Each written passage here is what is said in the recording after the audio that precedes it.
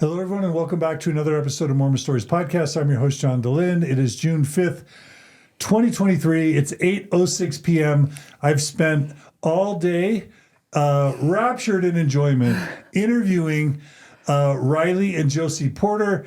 They are the daughters of an Ensign Peak executive. They're the daughters of Jeffrey and Roxanne Porter. We just did two episodes. The first episode, I think we're thinking about titling, becoming a black sheep of a Mormon family. That's kind of the Rylee Porter story. Rylee is the oldest child of Jeffrey and Roxanne Porter. And please go back and watch that story first, because it talks a lot about growing up as children of kind of white-collar, elite, Mormon Wall Street bankers and investors, growing up in New Jersey, but hobnobbing with the Mormon elites in New York, New Jersey area and Wall Street. But then what a culture shock that was for Rylee to then have her family relocate to North Ogden, of all places, in Utah, preceding her dad becoming hired by Ensign Peak. So that was part one. Please go back and watch that. Part two was the story of JoCee Porter, who's the second child of Jeff Porter and Roxanne Porter.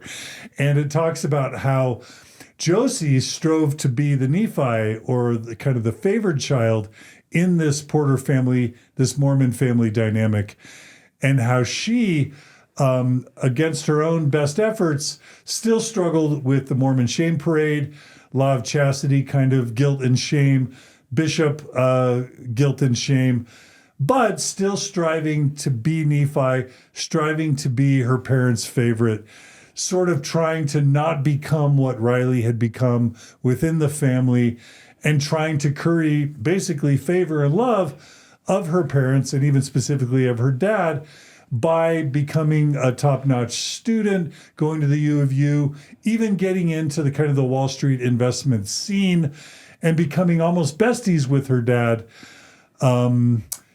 in all these pursuits, whom she and incidentally Rylee both love and adore, but how the wheels came off the wagon eventually for JoCee as well, primarily over a feminist awakening that happened as she experienced patriarchal sexism within kind of tech and Wall Street culture, and then couldn't help but realize that Mormonism shared in the patriarchy and the sexism, and that was kind of JoCee's undoing after Rylee's undoing, in the way that we ended, Mormon undoing, I should say.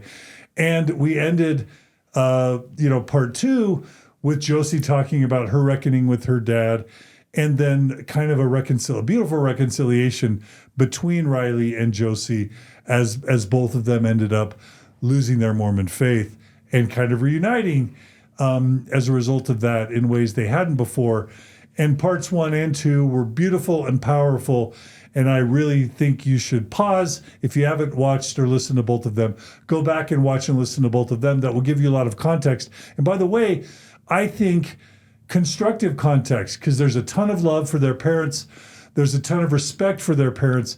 And there's a heavy emphasis on the idea of systems, not people, because we're not attacking Jeffrey Porter. There's just a ton of love and respect for him. We're talking about how Mormonism, high demand religions, and these sorts of power dynamics with faith can end up bringing a lot of beautiful things and a lot of privilege and a lot of opportunity into people's lives, but also that there's a dark side to that, where it can then end up dividing families and hurting relationships and enabling a lot of harm to people, especially when money and power get behind organizations that discriminate against vulnerable populations. And that's kind of the dynamic that you'll experience if you go back and watch or listen to parts one and two. Part three now is going to be about them speaking up as children of an Ensign Peak executive. And for those of you who don't know, Ensign Peak is this investment fund or organization or series of organizations that was covered in David Nielsen's 60 Minutes piece recently. David Nielsen is the heroic whistleblower, former employee of Ensign Peak. We've talked on Mormon Stories not just about that, but about the Securities and Exchange Commission's recent ruling where they ruled with agreement from the Mormon Church that the Mormon Church has intentionally hid and, inappropriately filed or failed to file all the important and necessary forms to disclose the massive hoardings of wealth that they have. Ensign Peak has, I don't know, something like $150 billion worth of stocks and bonds and real estate and investments and cash. And if you follow the Widow's Mite report, which we've also covered on Mormon Stories, you'll know that the Mormon Church is now estimated to be worth upwards of $250 billion. It's absolutely the most wealthy and maybe even powerful church in the United States at this point. And the church has intentionally hid its wealth, not just from the world, not just from the IRS, not just from the SEC, but intentionally from its members, because now the church is on record as admitting, thanks to the whistleblowers, that it was hiding its massive wealth from the members because it was afraid the members wouldn't pay tithing or would be concerned, or now we're finding out, would tell the church how to spend its wealth, which would be unacceptable. So anyway, now that David Nielsen spoke out, Rylee and JoCee Porter reached out to me and said, we love our dad, we love our parents, we care about our family, and we feel like we want to speak up. And they did this after consulting with their dad. So this is not like attack dad, blow up the family. This is in a very sensitive and thoughtful way, Jeffrey and Roxanne Porter and their daughters, who are no longer believing, having a thoughtful dialogue about how do we have this discourse in a way where everyone feels empowered and respected, but at the same time with kind of consent in a way. And we've tried to express to Jeffrey and Roxanne Porter how grateful and in awe we are that they're in a way in dialogue with their daughters as their daughters are having this conversation publicly. So I wanted to give that introduction and that context, even though it's a little bit lengthy, so that just people know what the setup is to the conversation we're about to have. Now, really quickly, Rylee and JoCee, is there anything you either want to add as a disclaimer or as context before we jump into some of the discussions today? I was thinking, well, because you said that we love our parents. So true. We loved Mormonism and the church, and that was an integral part of our existence for a long time. And that's why some of these conversations are as painful as they are, because there was a love there. Also want to say that we love the Nielsens, Dave and his wife, Carly Nielsen, obviously, that they're a part of the community of which we love and know intimately. So that's the only thing I was thinking as you were saying, love mom and dad, and I was like, and love Carly and Dave too. For sure. No, I love my parents. That's the only thing that need to give any warning for there. And we speak authentically and sincerely, and we're going to do so as transparently as possible without causing a serious conflict of interest for anyone, and not name any names that haven't already been publicly acknowledged. Yeah. Right. Yeah. And I think there's an elephant in the room that your dad still works for Ensign Peak. Mm-hmm. He works for the Mormon Church. Yeah.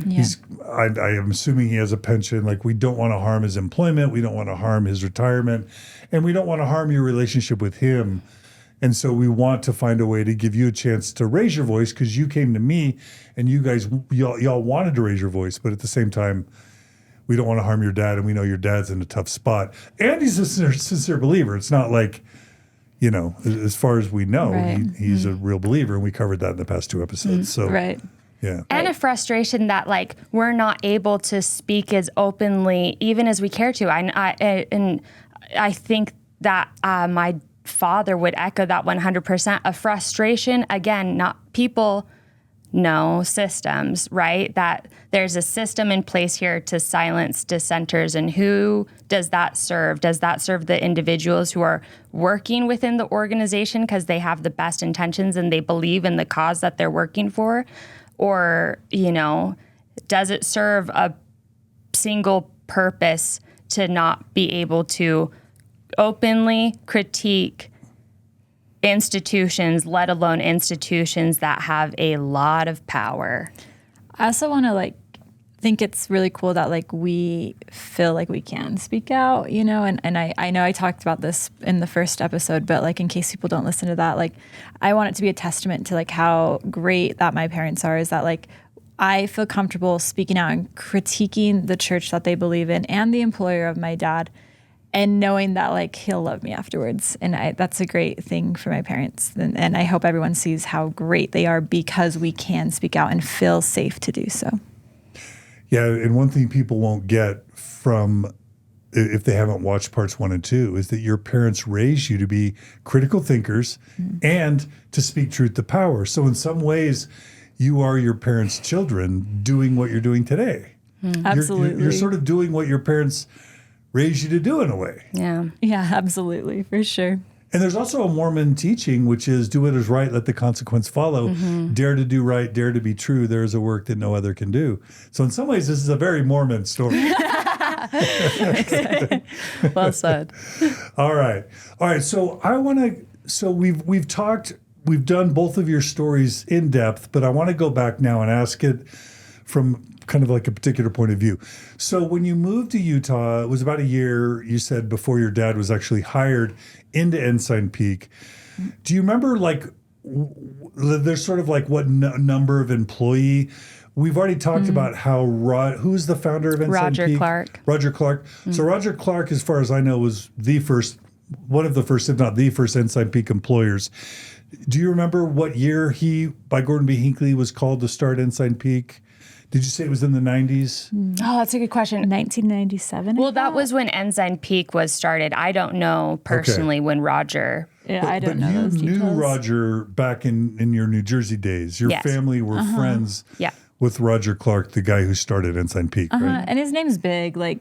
It's said, his name's big. Very in the public. house. Yeah. And you know him. Yeah, and his family. Okay. So your dad, is it fair to say he's one of the early employees of Ensign Peak, numbers wise? I believe so. Oh, I think so. Yeah.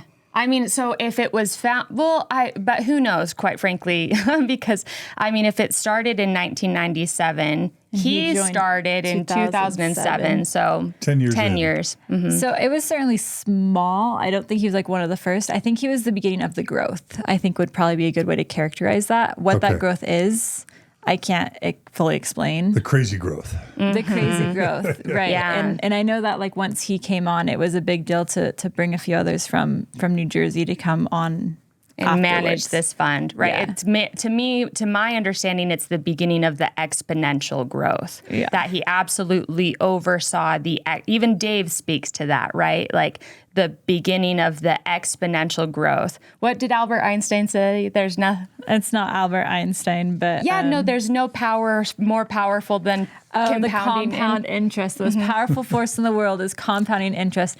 And they saw that, I'm sure, right? That it was growing at some rate it was going to get big. It was going to get big. Yeah, and there's some list I think I saw of how many people you knew in New Jersey and in New York and Wall Street who end up as employees of Ensign Peak. It's not a super small number, right? It's 5 or 10 people that it's almost like I don't want to say boys club, but a bunch A little bit. a bunch of Wall Street Mormons who were investors knew each other in New Jersey and New York. And then there was some migration of a bunch of them to Ensign Peak, and they all kind of knew each other. Is that fair to say? 100%. 5 to 6 that we know personally, who we knew growing up in that one ward in New Jersey. So 5 to 6 leaders that now are at Ensign Peak that were from one Short Hills ward, New Jersey. Yeah. Yeah, and as an example, Dave Nielsen's wife, Carly, was your young women's leader in New Jersey. Yeah. Okay. So, all right. So my first question sort of is, when did you first sort of kind of when did the first negative association occur in your mind as it related to Ensign Peak? Was it when the first whistleblower stuff happened? Now, there's a whistleblower before David Nielsen because somebody, and I know this person, leaks. but they're not named, somebody discovered these fake shell companies and the internet domains and released that to Mormon leaks before David Nielsen ever came out. Yep. So that was the first blow. It's like, wait, what are all these shell companies and what are they doing? So that was the first, in my mind, the first sort of like emergence of Ensign Peak into the public consciousness as potentially doing something unethical. When was your first occurrence of like, whoa, there's something weird about my dad's company or my dad's work? Was it before that? Was that it, or was it after that? Or do you even remember when you first started like going, Dad, what's going on here? You know? Do you want me to answer first, or? You can answer first. Okay. Like for me, it was before the leaks themselves. Okay. So, and I do remember that. Can you talk us through? So Rylee, you were the first person to sort of realize there might be some problems with where your dad worked and what he was doing. Can you tell us about that? Yeah. And I want to quantify what problems means too. Yeah. So please quantify that as well. So what I found problematic on like a really superficial understanding, again, was like before the wiki links, like we would talk about my dad. And again, it's not like he was very explicit about what he did day to day. He often talked about the relationships he built. Like that's like obviously the most important part to him. And that came from his trading days, quite frankly, is like building relationships with entities and finding potential in organizations and investing. So he's very much of like analytical, but also a very personable person. That's why people love him. That's why Dave speaks so highly of my dad, is because he's such a personable person. So he doesn't really get into the mechanics or minutia of the day-to-day of what his job is. He would just talk about these people he was able to be in contact with who were like incredible people that, it was like a little bit of star value, right? It's like, guess who I talked to today or whatever. Right. And we're like, whoa, no way. Like that's incredible. Like actors or rich people or famous people. Actor for you? He met with, who's Taylor Swift's like the guy that's hated because of Taylor Swift's red scarf. Jake Gyllenhaal? Yeah, he met with Jake Gyllenhaal. I remember that one. That was interesting. Wow. So I was like, wow, I love Taylor Swift. Hate him. Did you tell him how much I love Taylor Swift for me? Because you should have. That Karlie Kloss's husband, also the brother of the son-in-law of Trump. What's his name? Jared, right? Kushner? Yes, there we Kushner? go. Yeah. Now, was this before his time with Ensign Peak? No, this is at Ensign Peak. Now, why is your dad hobnobbing with the rich and famous while working for Ensign Peak? How does that work? Because doors open when you have a lot of money, right? And influence is influence, power, right? That's how I would explain that. I'm just imagining him saying a computer like, buy more Tesla, buy less Coca-Cola, like that. That's not what investments are. Right, he was much more of like a venture capitalist, quite frankly. So it was like finding these like young and emerging corporations that he thought deserved capital, right? I mean, because that's what venture capital is. So like the beginning of his experience, at least from my understanding with Ensign Peak, was venture capital. So it was very much like being around people who were impressive and privileged. And that also came with wealthy and political power and political influences. Absolutely. So it's like venture capital is like, what companies can we invest in? Exactly. That will give us a return, not buying and trading stocks on Wall Street. So buying and trading stocks on Wall Street, that's public equity, right? And he's been in venture capital, which is under the scope of private equity. And that's where he works now. And private equity is all about finding the companies. And how do you find the companies? You know someone, an in, right? You have a friend that knows these people, or you're a good investor and they want you on the board of directors, so they seek you out. There's a lot of ways to find these, but it's not open to the public. You have to be someone in the know or someone like Knows you. interesting. Someone knows you or you know them to kind of be into these deals. And this is how it works within finance, not just Ensign Peak. This is finance in general. So it's like Bain Capital. So what Mitt Romney was doing. It's, Yes. Yeah. Okay. Yeah. Okay. Okay. That's helpful. I think there's a lot of people that have no idea what the difference is between VC and equities, you know? Okay. Yeah. Okay.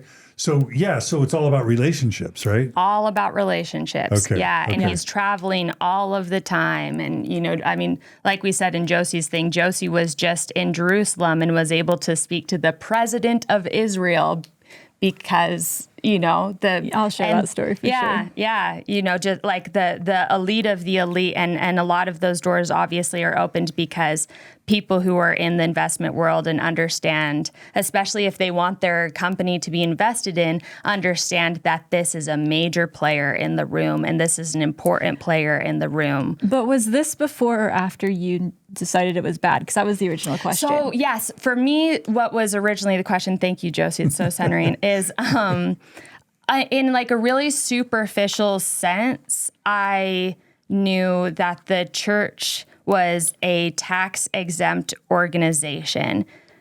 And in my kind of superficial understanding is it was like, Dad, you talk about making these for-profit decisions where you're going to pick winners and losers and hopefully gain a return on those investments. But wait, where does the money come from? And how, and obviously that comes from tithing. And how does that legally fit underneath a tax-exempt organization? Like in my mind, the beginning of kind of like where it started becoming confusing is I just said like for profit. I was like, how does this nonprofit tax-exempt church get to act as a for-profit investment fund? And so that was kind of like the beginning of my education that like this was a separate entity, although it was, you know, definitely underneath the leadership of the church, but it was a entity that was able to behave in this way because it was not necessarily the church, but kind of the church, right? That's where it got like kind of confusing really quickly. So you started asking these questions to your dad? Mm-hmm. Okay. Yeah. Did he like, I mean, I don't know if you want to talk about the dynamics, but. For sure. Okay, so how did it go from there? Well, so his answer would always be like, Rylee, it's legal. Everything that we're doing is legal. Like, I feel like he like wanted to, because to me, it didn't legally make any sort of sense. And then he would say like, what we're doing is legal. You can contest that maybe the laws are antiquated. Or unethical. Exactly. And that when these laws that were established that give churches a certain amount of exclusion and a special status, that, you know, the people who created those laws never anticipated a centralized American church that would gather that much. They were thinking of local parishes, right? Like church 2 kitchens. Exactly. Like churches are able to like have these exemptions because it's understood that they're going to act as these charitable organizations. At least that was my understanding. And so when my dad's not actively doing charity, like this doesn't sound like a charitable organization anymore. How does that tax exempt status still neatly fit into how this all plays out? Like that was confusing for me for a long time. And I feel like the answer that I got was that it's legal. It's legal. Yeah. Okay. And I think that's like, if you ask me, like, do I think what Ensign Peak is doing is illegal? I would say no. I think everything that they're doing is legal. Mm-hmm. And I think the interesting conversation is it moral, right? As me as a believing member at the time, does this make sense? And that's an interesting conversation to have. So I'm not going to try and like understand tax law because that's way too complex for me. Is it legal? Probably. Is it moral? I don't know. That's the more interesting question. It's a good point. And so when I started questioning it was like way later, right? When Dave came out the first time, nothing surprised me. I knew all of it already, right? Like so, like when Lars leaked David's whistleblowing to the IRS, is that what you mean by Dave coming the out? Washington Post. Mm-hmm. Nothing was all that surprising. It all kind of made sense to me, right? So you hear that. Okay, what was it like for you to learn that David Nielsen, someone who you had known back in New Jersey, that was a dear friend of the family, worked closely with your dad? What was it like for you to realize he had become a whistleblower against your dad's company? I was floored. I think I was more surprised than JoCee was. Right. And I was in finance at this time, right? So this is what I was trying to figure out and trying to do. And like, I actually worked for Intermountain Healthcare, right? And I worked for their pension fund. So I saw how you take a nonprofit organization and you create a pension, you create this fund, and you use that fund to pay people's retirements. What a great cause to invest money for is to help people retire. I think that was great. And I see the need for these entities to exist. And so nothing was that surprising. Like the fact, like I knew about the mall, like there's no way that mall is made without like money from Ensign Peak. Like, I feel like that was self-evident. I like knew that there were other investments that were probably like in the church's in best interest, you know, but that also didn't like rub me the wrong way at all. It made sense because you just invest in different things, and sometimes they're good investments, sometimes they're bad investments. And the number also didn't surprise me either, right? Like, in fact, I was actually shocked at how low it was. You know, like I thought it would be bigger. You mean like the 100 billion or the 120 billion or whatever that number? Right. I mean, at that point, money is just like an abstract concept because that's such a uncomprehendable amount of money. But I was working at Intermountain Healthcare, and that was like, you know, I can't remember how big their pension fund is, like maybe 20 billion, right? So like I was working in the constructs of billions already. Tens of billions. Tons of billions, right? And then when it got to hundreds of billions. He's like, man. What's a couple more billion? Difference? Yeah. Just throw it on. Yeah. No, it was like, and now that I think about it, I'm like, oh, that's a lot of money. But like at the time I was like already kind of accustomed to the billion number. So it didn't shock me. You know, I was just like, oh, okay, like they have it and they're investing. And I was under the incorrect assumption that money, like, you know, was used for you know, different things and was taken out other than for investment purposes to help people. And so I guess that's kind of what confused me. You figured all that money was being used for charitable purposes ultimately? Yeah. And I also kind of believed in the mission that like, where it's like, yeah, this like small church, it needs to have this rainy day fund. I didn't realize how big of a $100 billion rainy day fund was at the time. Like that's a massive rainy day fund. But like of the thing where it's like, yeah, having money set aside isn't a bad thing. I also have a savings account. That's not a bad thing. Why are we getting mad at these organizations for doing things that I think is good? And investments aren't bad. They're not inherently bad at all, you know? And I think having money to have the power to help people with is great. Mm. So if you weren't surprised by the Washington Post article, were you frustrated at Dave Nielsen for whistleblowing against your dad's company? Not really. Honestly, I was like kind of confused because they were like calling Dave a liar. And I was like, what is he lying about? Who is calling Dave a liar? Or just like the internet, Reddit, you know, like they were just like, oh, like Dave is like the apologetics, you know. There was a lot of people in the community, both inside and outside of finance, that were discrediting Dave. And that confused me because I was like, I don't think he's lying, you know, and I don't think this is this shocking and what, you know. Yeah. So probably other Ensign Peak employees were mad at David for whistleblowing, and they would have felt the need to discredit him. Oh, absolutely. And I'm not going to make that claim, but definitely not. There was bad blood. Sure, but I don't know about it, so I'm not going to make that claim. But certainly on Reddit, right? Like under like whatever, you know, in apologetics that you can like apologetics within the communities, they were doing it, right? Okay. But I don't know anyone directly from Ensign Peak that was trying to do that. No. Okay. So your reaction overall to David's whistleblowing was confusion, but also being like, well, didn't you guys like know this? Like, it's not that surprising. But because I was in finance, right? I saw the power that Ensign Peak already had, right? It had gotten me internships at this point, right? So I was baked in privilege at that point, I guess. So I was like, well, yeah, you know, like cool. It's the water you were swimming in. Cool, like they're good investors. Maybe I'm his daughter. You should hire me. Like that's kind of how I like perceived it, I suppose. You know. Yeah. Okay. And my experience was totally different because when the like leaks came out, the mall was a hang up for me. Like, you were out of the church by this point. I was out of the church. And so to me, that was like emblematic of all of the things that like were my complaint with the church in the first place is like, explain to me how that this is the Church of Jesus Christ. In his name, you built a prestigious mall, a great and spacious building. Yeah, to me, exactly. It was the great and spacious building. Like well, explain to me why that concept is bad. Because like an investment vehicle, why is that investment vehicle the one that you picked up? Because we know that the church invests in other ones that I would question more, like SpaceX, right? Why is it the mall that held you up? I mean, to me, it was like a superficial manifestation. Like, I couldn't think of, like, quite frankly, like a materialistic, and it was kind of already like the complaints that I was having, like, against Mormonism is like, it seems materialistic. It supports this, like, superiority gospel that you have to, like, showcase.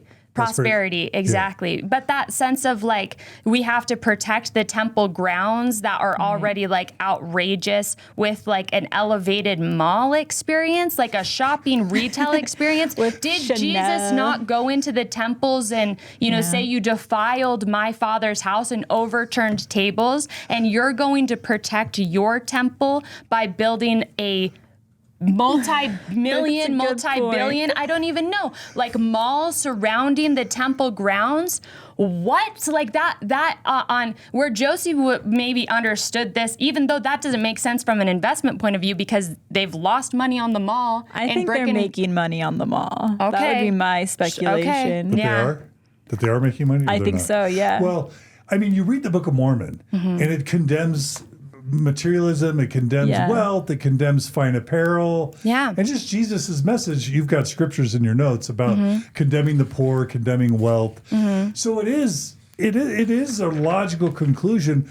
Why is a church in the name of Jesus spending billions of dollars on a consumer shopping mall with the Tiffany's, with Tiffany & Co., Chanel, things that the average person can't afford, right? Their average tithing payer probably is not shopping at City Creek on a regular basis. They're fair concerns, Rylee. Yeah, and already at this point, like the temples had become problematic to me because I'm like, wow, you come into these developing nations that need water, that need clean water, and you're building these. How do you not feel mortified and ashamed for building up these, you know, granite, marble, beautiful buildings? I mean, like, allow them to be. I want the buildings to, like, be beautiful, but how does that not seem so out of place in a destitute, impoverished area? Yeah. And by the way, you don't want destitution or poverty to be associated with the Salt Lake City temple. So to keep the surrounding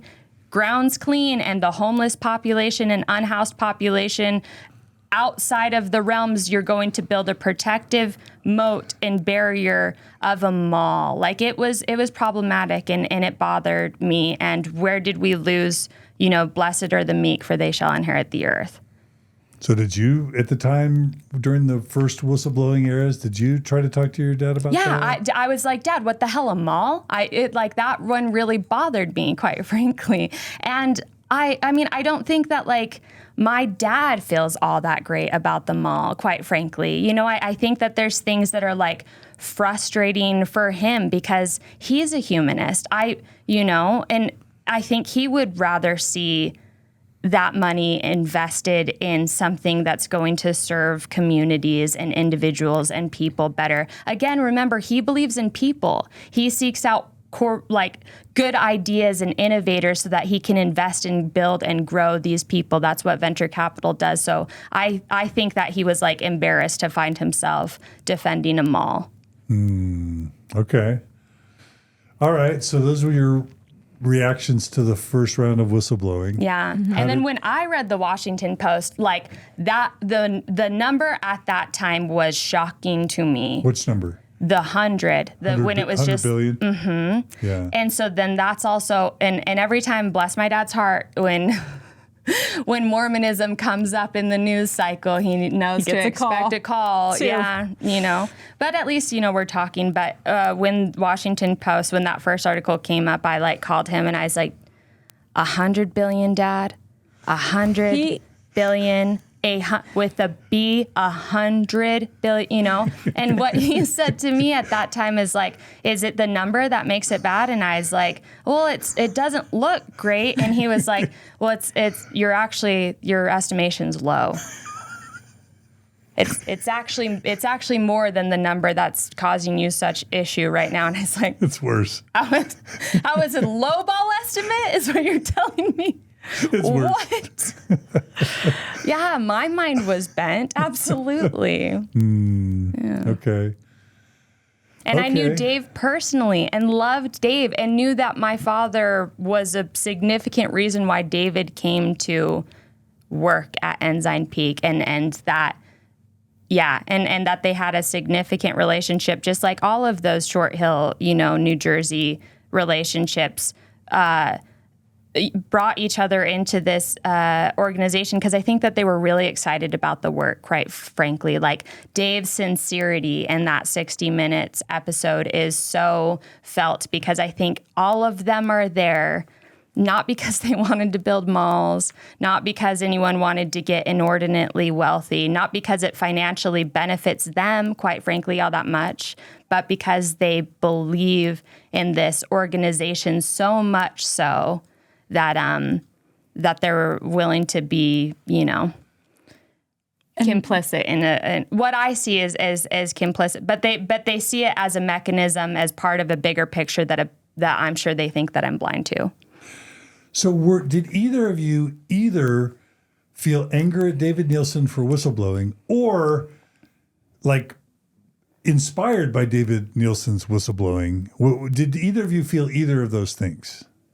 I just was like, man, I'd love to talk to him again.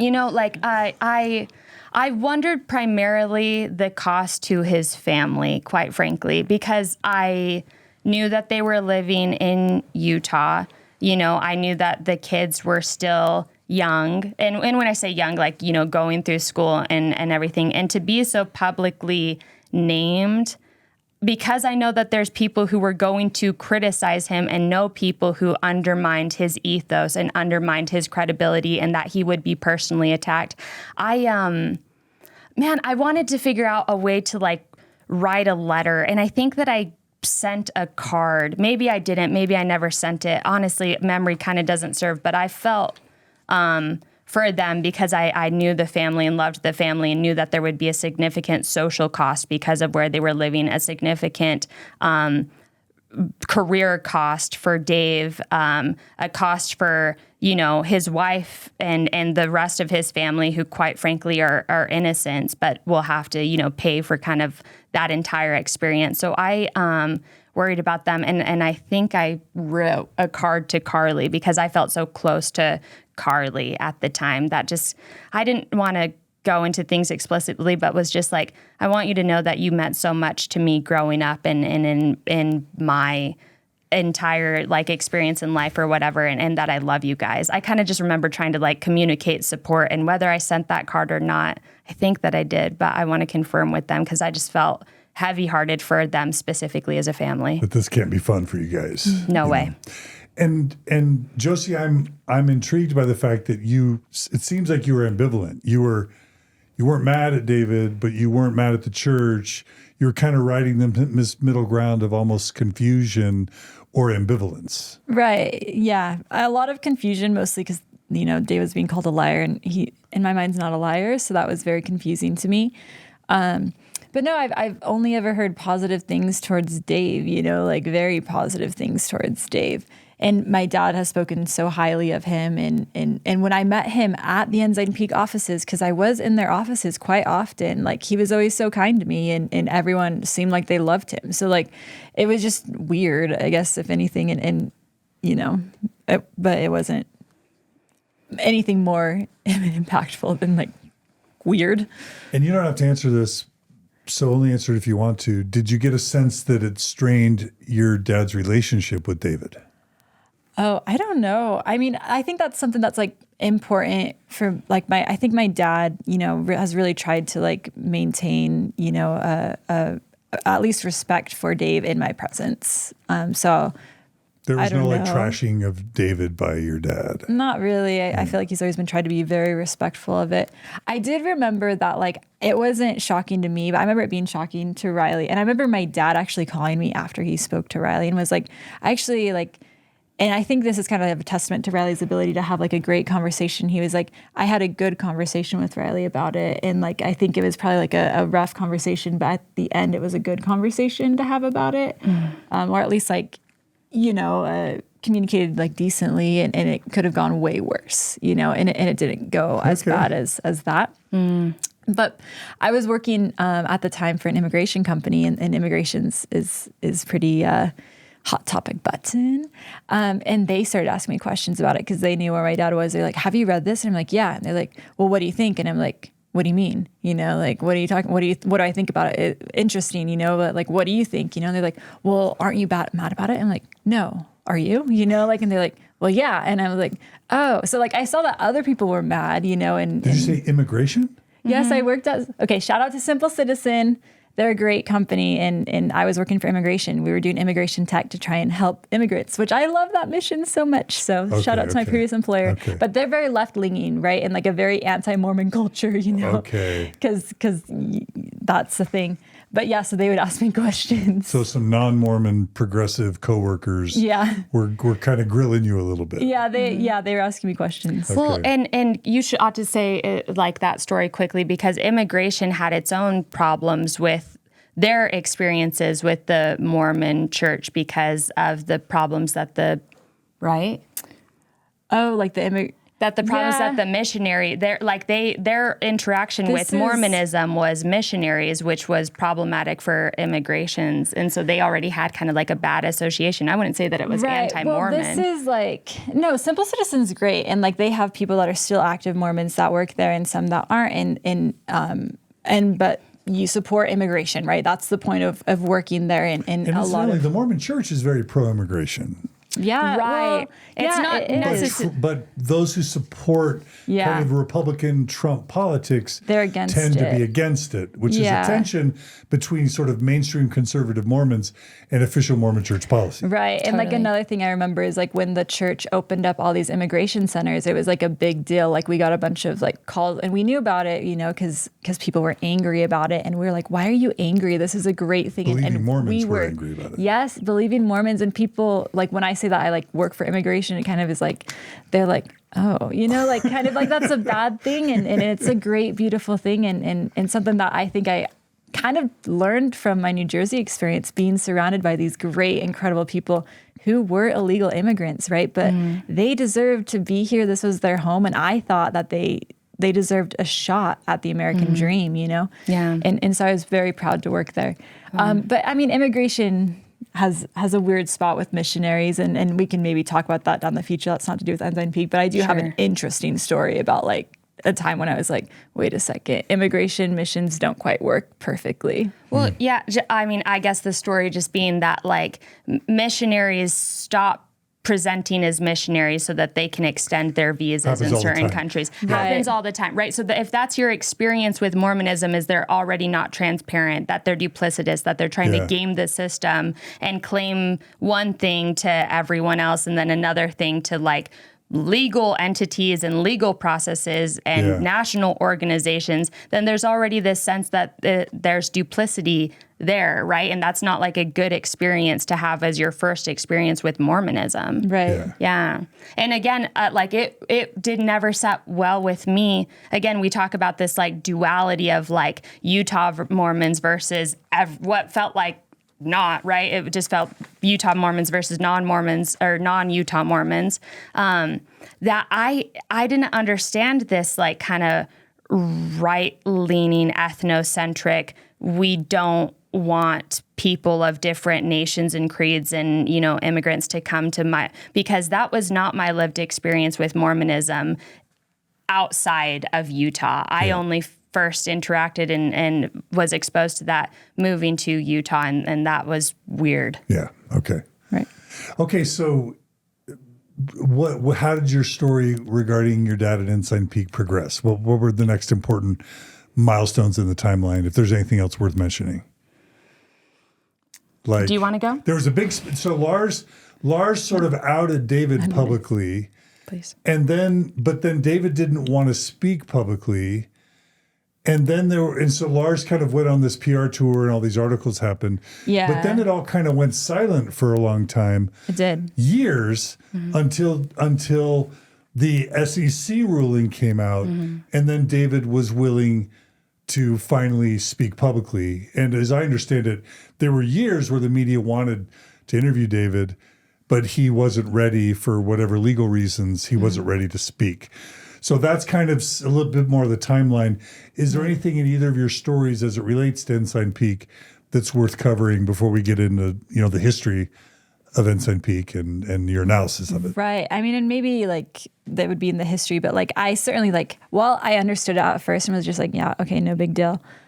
When I started questioning the church and being able to finally like question the authoritative figure of the church, that's when I realized like, oh, this is a corrupt thing. We are taking tithing money from people, a global world, right? We're taking tithing money from people all over the world. And yeah, the majority of tithing payers are from the Mormidor, right? The Mormon corridor.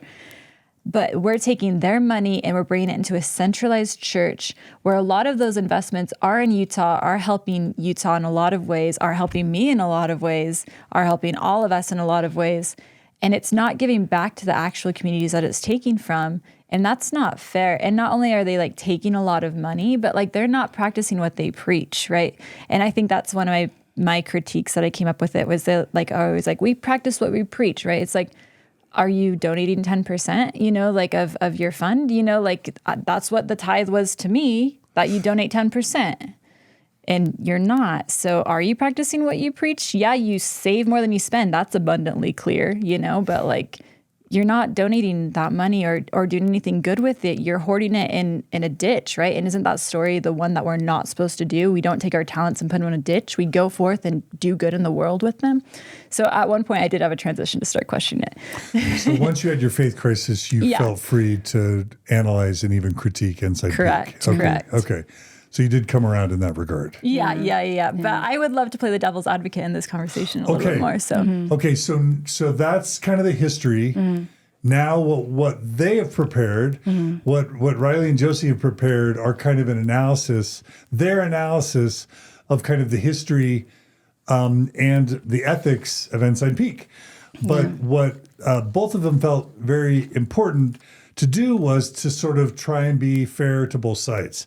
So they have put together first their arguments for why Ensign Peak, the positive aspects of Ensign Peak or the ways in which Ensign Peak might be considered ethical, right? Right. And you all wanted to start with that before we go to the criticisms. Well, is that right? Yeah. Or not? Well, that's absolutely right. Just an important part of my timeline because it did follow the leaks and then the story. The next big conversation that I had to have directly with my father was the SEC filing because that was like public knowledge. And again, after the Washington Post story, at least in my experience, there was like a little discrediting of David, both like as like an individual, but also what he says isn't part of like the whole picture,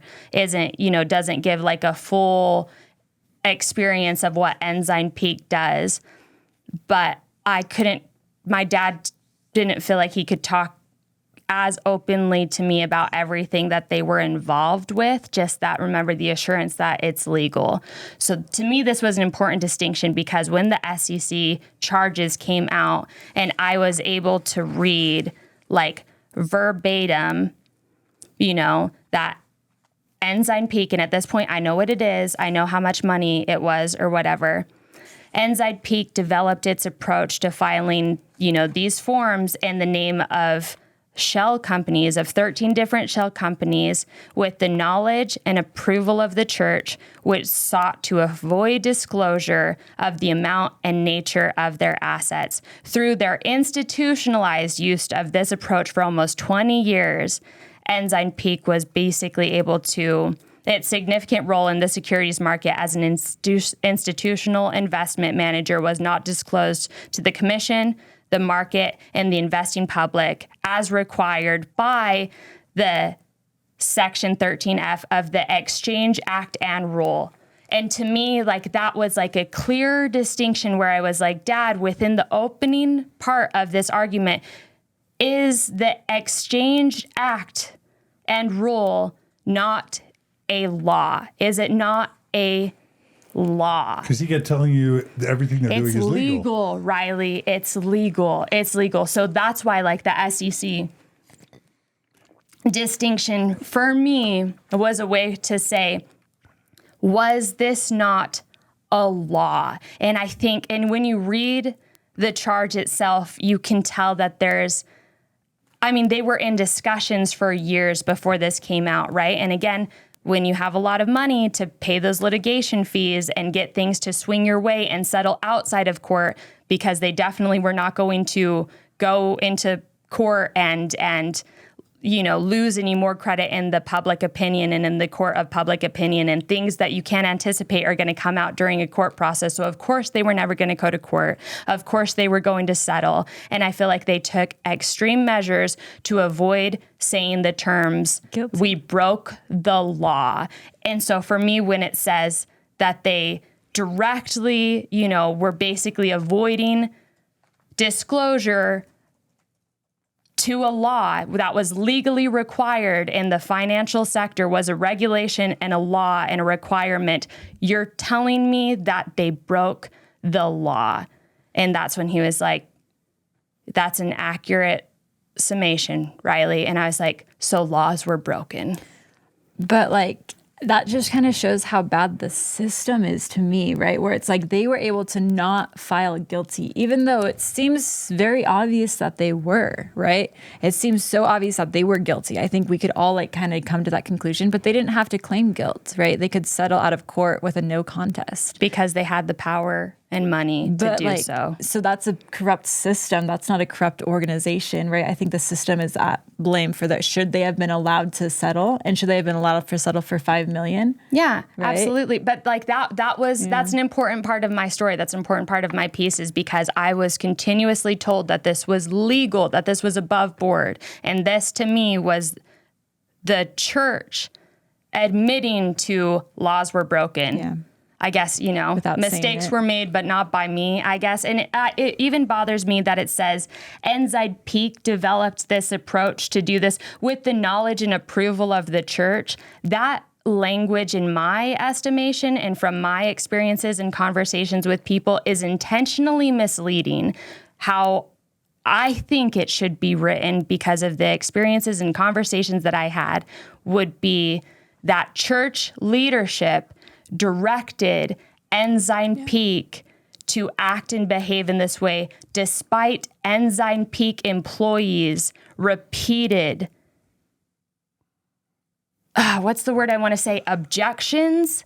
I mean, just that there were people in this organization. David didn't exist in a vacuum. There were multiple people in this organization. It was not a silo that had problems with what they were doing, because they knew better, because they were exceptional financiers who were very familiar with financial law and financial regulation and having to comply to certain, and have compliance officers. And I mean, the finance market is like very regulated already. They were very familiar with these laws. And then to be told directly from leadership that this is how it was set up, this is the way that we're going to do this, there's no room for dissent, and I think that was a top-down thing. It really bothers me that they say Ensign Peak developed this approach, because I think it should read the church developed this approach. And later there's some PR statement where it's like, well, we followed the advice of our lawyers. Of outside counsel.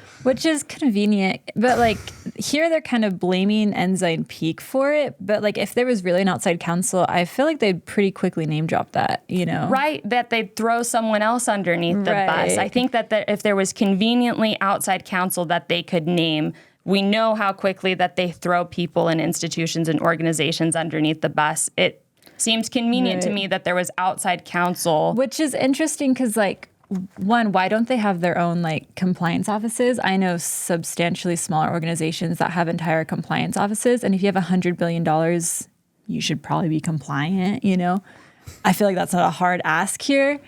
So, like, if you don't have an office specifically going to avoid to making sure that you're compliant with the law, laws are going to be broken. They're going to be missed, right? That's like you're building that into the system, essentially. Yeah, I don't think there was outside counsel. I think it was internal counsel. I think there was internal counsel to execute things in this way. And that's all 100% speculative, but my guess would be that they would blame. They would name drop or blame. But I do think it's an interesting thing. So can you I have a quick question. Yeah. Mm-hmm. Can you remember what you were going to say? Because I really don't want to lose it. Yeah. Okay. Like, when you read that SEC ruling, and we'll include a link to it in the show notes, the types of things that were done, when you read them, they're outrageous. Like not filing basic forms that they knew they had to file, right? Just basic disclosure that it's like 101 of investment law. You file certain disclosures, and they were intentionally not filing the disclosures. But it's worse, setting up fake shell companies, choosing weird non-Mormon sounding names so they could, knowingly naming these fake shell companies so that people would not be able to tie them back to the church, and then completely inexplicably picking Mormon Church employees to be heads of these fake shell companies, and then having them sign off as if they're owning and managing and supervising these fake shell companies when everyone knew that the money was being held and managed centrally. Like, that's really outrageous and egregious violations. And it had to have been that your dad and everyone who worked there knew this level of deceit and deception and, frankly, illegality. Yeah.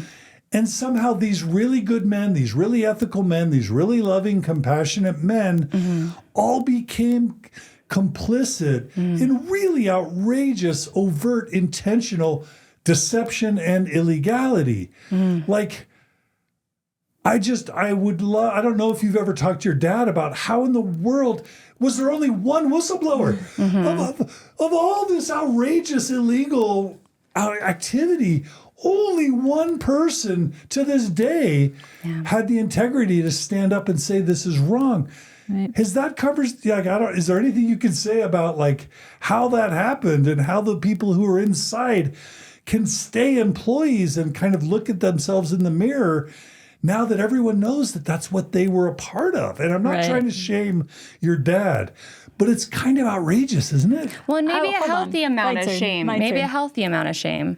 I think it's important to realize that like tax filing is different than investing, right? So if you're an investor, you typically don't do tax filing, right? Like, and you don't know what they do. You trust your organization to set that up correctly, right? And so like, did the investors know? Maybe they had to turn a pretty obvious blind eye. Are they in charge of this? No, right? Like they're not doing the filing directly, right? And so I think we ought to like. So maybe investors, like your dad, didn't know the fake shell companies were or to the extent of that obvious like terribleness, right? Where they had like fake voicemails. Like my guess is that they probably didn't know, right? Did they know about the 13 shell companies? My guess is that they're good enough in their field and their jobs that they probably did. And this is a normal thing you do in finance, right? Is you put up shell companies to hide your money. That's normal, right? And so if they're good investors, they've seen that. That's the course. That's what you do. That's part of the job. But like trying to hide it from people through like these like means, whether or not they knew about that, I would question actually about actually what they knew. Okay. That's important clarification. Yeah.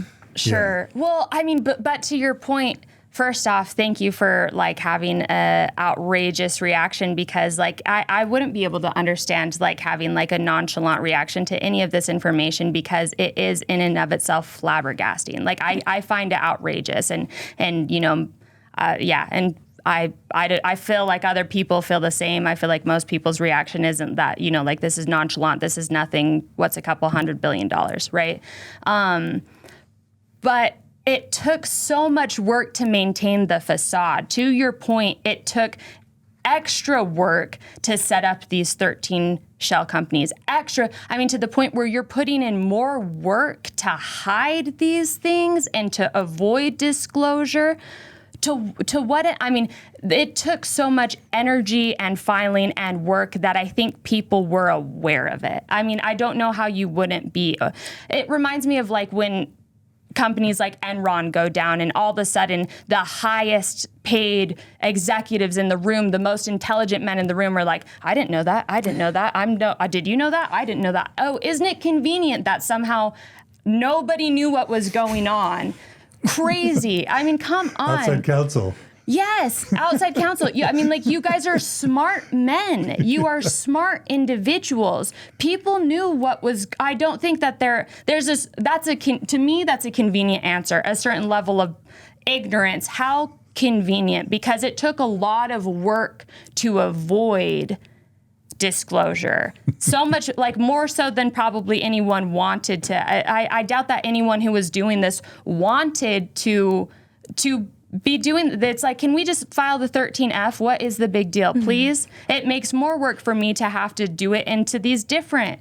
And also, shame on the organization. And this isn't just the church. Quite frankly, I'll say it's shame on Ensign Peak for making their own employees culpable for having to sign off on these shell companies that they knew damn well that they weren't the head of. But it's not Ensign Peak. It's Henry B. Eyring and Gordon B. Hinckley and Thomas S. Monson that directed that. Yeah, right. The And presiding bishopric. That's and it is the presiding bishopric, not the Quorum of the 12, right? Okay. So it's not like Ensign Peak reports to the prophet. He doesn't. They report to the. That's not true. They report to the prophet. Okay, well, they definitely report to the presiding bishopric. I know that for sure, right? And that's why it was Bishop whatever Or whatever. Wardle or whatever that came on, because the presiding bishopric, they're the ones that are definitely in the forum, and they are the ones that they're actively in conversations for. Right. But I think that, like, they had people sign off on the name of these companies. I think that's where we kind of get into, like, what is this ethical? Like, is this moral? Like, yeah, it's legal, but, like, that's weird, you know, and start questioning that kind of stuff. And our dad will say that organizations do this all of the time. Right. All of the time. That organizations do this all of the time so that they can kind of, like, manipulate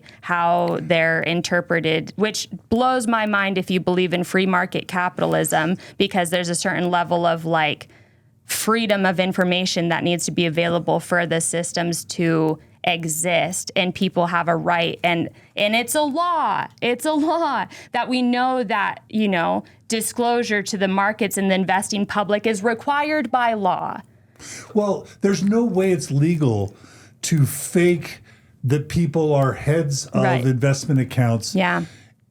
And to have them sign statements that they are managing the funds. Right. When that's not true. That the funds are managed centrally and that those people literally have nothing to do with anything going on. There's no way that's legal. There's no way. Yeah. Right. And even if other organizations do it all the time, well, aren't you held to a higher creed? And this is kind of where my, like, big thing was, where it's like, okay, so I get it. Like, what you're doing, like, I've seen down on Wall Street, you know, plenty of times, right? Like, and that's why, like, it wasn't that shocking to me when I first heard, because, like, I had seen so many organizations do it at this point and seen, like, money hoarded to bigger quantities at banks, right? But then it's like, but this is your moral code, you know, and, like, and you're holding yourselves like, we are the Church of Jesus Christ of Latter-day Saints, right? Like, you're a church doing this. Now let's talk about, like, whether or not this is moral. That sounds pretty immoral, and that sounds against your own fundamental teachings, right? And that's kind of where I stand. Yeah, and I just don't want it to be forgotten that they had to have been watching this massive wealth assemble and realizing there was no charitable work being done. That's David Nielsen makes that point. I thought I was coming to save the world, and all I did was grow the bank account, right? There's something deeply unethical about not serving the poor and the needy with that money. And this resonates with me a lot, like, you know, because, like, I'm fine if the church has his money if they use it for good. I have no problems with organizations having lots of money if they're trying to do good in the world. I think that's a great thing, because you need lots of money to do great works of good. So the fact that it exists isn't problematic to me. The fact that it's a nonprofit organization, which I started a 501c3 nonprofit organization when I was 19. I had to file the same tax form that they're talking about here, right?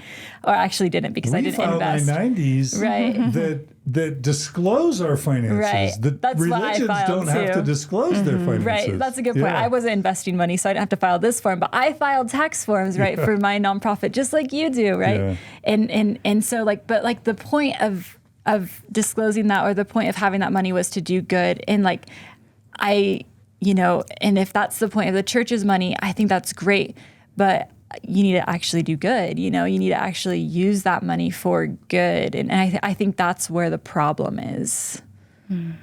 And for me, like, I have issues with with the means of which that money was accrued. Right. Because I like this is always kind of been an issue, is like when we talk about organizations having a certain amount of money and like, is that okay and is that moral? Yeah, absolutely. How was the means of accruing that money? Was it through systems of oppression? And I think that's a lot of the conversation that isn't talked about, because let's remember the church operates very heavily in the black because they don't have to pay their clergy. They talk about that all the time, that there's a certain level of like expectational, unpaid volunteer work where other organizations can't accrue that much money all of the time because they have to cover their costs. Well, the church goes well out of its way to not have any cost, to minimize their costs, especially in human capital. They'll spend money on temples to show off, in my opinion, okay? They'll spend money to look pretty and to build malls, but do they pay people who are, dedicating their lives to this institution? No, they extract that money from them. And so to me, it's also, the money is a problem because I see systems of non-transparency with the dual expectation that you're going to sacrifice to provide this money that we can invest, but I don't have to disclose anything to you. I mean, just like how insulting it is on the backs of other people's free labor and donations that they're believing is going to charitable ventures. To me, the revenue stream in and of itself represents a problem. And I think that people should be able to pay tithing if it brings them a lot of joy and happiness and have every right to do so. I do believe in consent and knowing. Informed consent, yeah. Exactly. If paying tithing brings you value, I think that you should absolutely pay tithing. I think as an interest holder in this organization, you're entitled to know what's being done with that money. Yeah, because there's like all these, first of all, there's sort of coercion that happens where if people don't pay their tithing, they don't get to go to their daughter's wedding. Right. They get publicly shamed and they don't get to enter the temples, or they don't get to be temple married at all themselves. Mm-hmm. Like, so there's coercion about acquiring the money. There's a colonial aspect where the church is going to all these developing countries and extracting the widow's mite and bringing it back. People might not be buying shoes or food, and then the money's coming back and being used to help send some Ensign Peak's kid on an internship. And I'm making an extreme example, but like there is a colonial extraction that's going on, right? Yeah. But then there's also all this volunteer labor, whether it's the missionary force or the senior missionaries, all these people building the church, building its reputation, making it more wealthy, and all of that's volunteer labor, right? That the church is extracting to then build its wealth. And then there's this final sort of acknowledgement that if you go to work for the church, whether it's in IT or legal or, whatever it is that you're going to do for them, you're going to get paid a fraction of your market value. Well, if the church is now a $250 billion organization, shouldn't they be paying the highest salaries with the best benefits? Why would all the employees that work for the church that's wildly financially successful, why aren't they paying top premiums for people to come work for the church instead of David Nielsen and your dad and others taking huge financial hits to go work for this $250 billion organization that then's becoming fabulously wealthy on the backs of the sacrifices of the people that are employed by the church that make it successful? Like there's so much that's exploitative and coercive about it. And I don't mean to be too ranty. Am I off there? No, I think so. I find it very strange, and I kind of find the concept of like nonprofits have to, pay less in general kind of a strange concept, right? I think that the church should pay people full market rate. I think they should be competitors and they're not. And that's very weird. And we should question that because we want people to to be paid well. You know, we want people to have great lives with their families. And a lot of people work for the church, and what a great organization, if you believe in it, to set yourself up for success. Yeah. Well, and you pay for some people's lifestyles. I mean, like, so, right, there's a certain amount of like unpaid volunteer lay clergy until you make your way up to the upper echelons of the church leadership. Because that was another hang up for me, was I think at the the Mormon leaks time, when I think it was Eyring's like personal pay stub was, you know, was like, pretty high. Yeah, was public information. And you know, because then that was like, there was a certain amount of dichotomy there where it was like, okay, well, you expect these converts in Africa to work for free, but then there's an organization of well-to-do, already privileged, primarily white men who make at least $80,000 to, you know, upward for their lived paid existence. Mormon general authorities easily make six figures. That's been established, and likely the apostles are making $200,000 to $300,000 a year in compensation, benefits, and other types of things. But any leader of note within the corporate Mormon structure is easily making six figures, and general authorities $200,000 or $300,000 a year. Right. Yeah. Is it is that confirmed? I only remember saying, okay, yeah. Wow. Low-level general authorities, it's confirmed, make like $120K minimum. Yeah. And that was 10 or 15 years ago. Who knows what it's grown to now? Yeah, yeah. And I want them to be paid. And I think that's like the thing. Like, I think that these big people who sacrifice their lives for causes they believe in should be paid. But so should the small people who sacrifice their life for causes, right? So should the mission presidents, right? So should people who are like the bishops. Right? I think they deserve to get recognition in that. It's not like, I call it weaponization of passion. I heard someone say that, like, you weaponize someone's passion where they have to work for you for free. And I think that's so unfair. We can't take something someone loves so much and weaponize it against them where that's at a financial cost to them. So I think I don't have qualms with the apostles making money. In fact, I think that's great. I think people should be paid for their work, including the low-level people. Why should Mormon missionaries be paid to be missionaries instead of paid to be missionaries, right? Well, and let's talk about where they're going on missions too, because if you were growing the fastest right now in developing countries, pay those people. Oh my God, they don't need your temple. They need money. They need money. Food, they need money. shelter, and this security. Is one of the known ways to get people out of poverty, right? Is you pay for the kids to go to school, right? And you will eradicate poverty that way. This is one of the few known ways you can really help these families in these poor countries. Right. What a great concept to pay people to go to church who need that money, who otherwise could be going and working and being like, okay, we realize you're sacrificing to be here. We acknowledge your sacrifice and we're going to help you and lift your family out of poverty. I think that's a great mission, a great use of stuff like this. Yeah, instead of expectation that you're going to make certain sort of sacrifice. I've heard too many Mormon missionary stories where, like, they knew about members who were not buying rice, not buying bread. I mean, and that's a story that we've like repeated and upheld kind of in like the,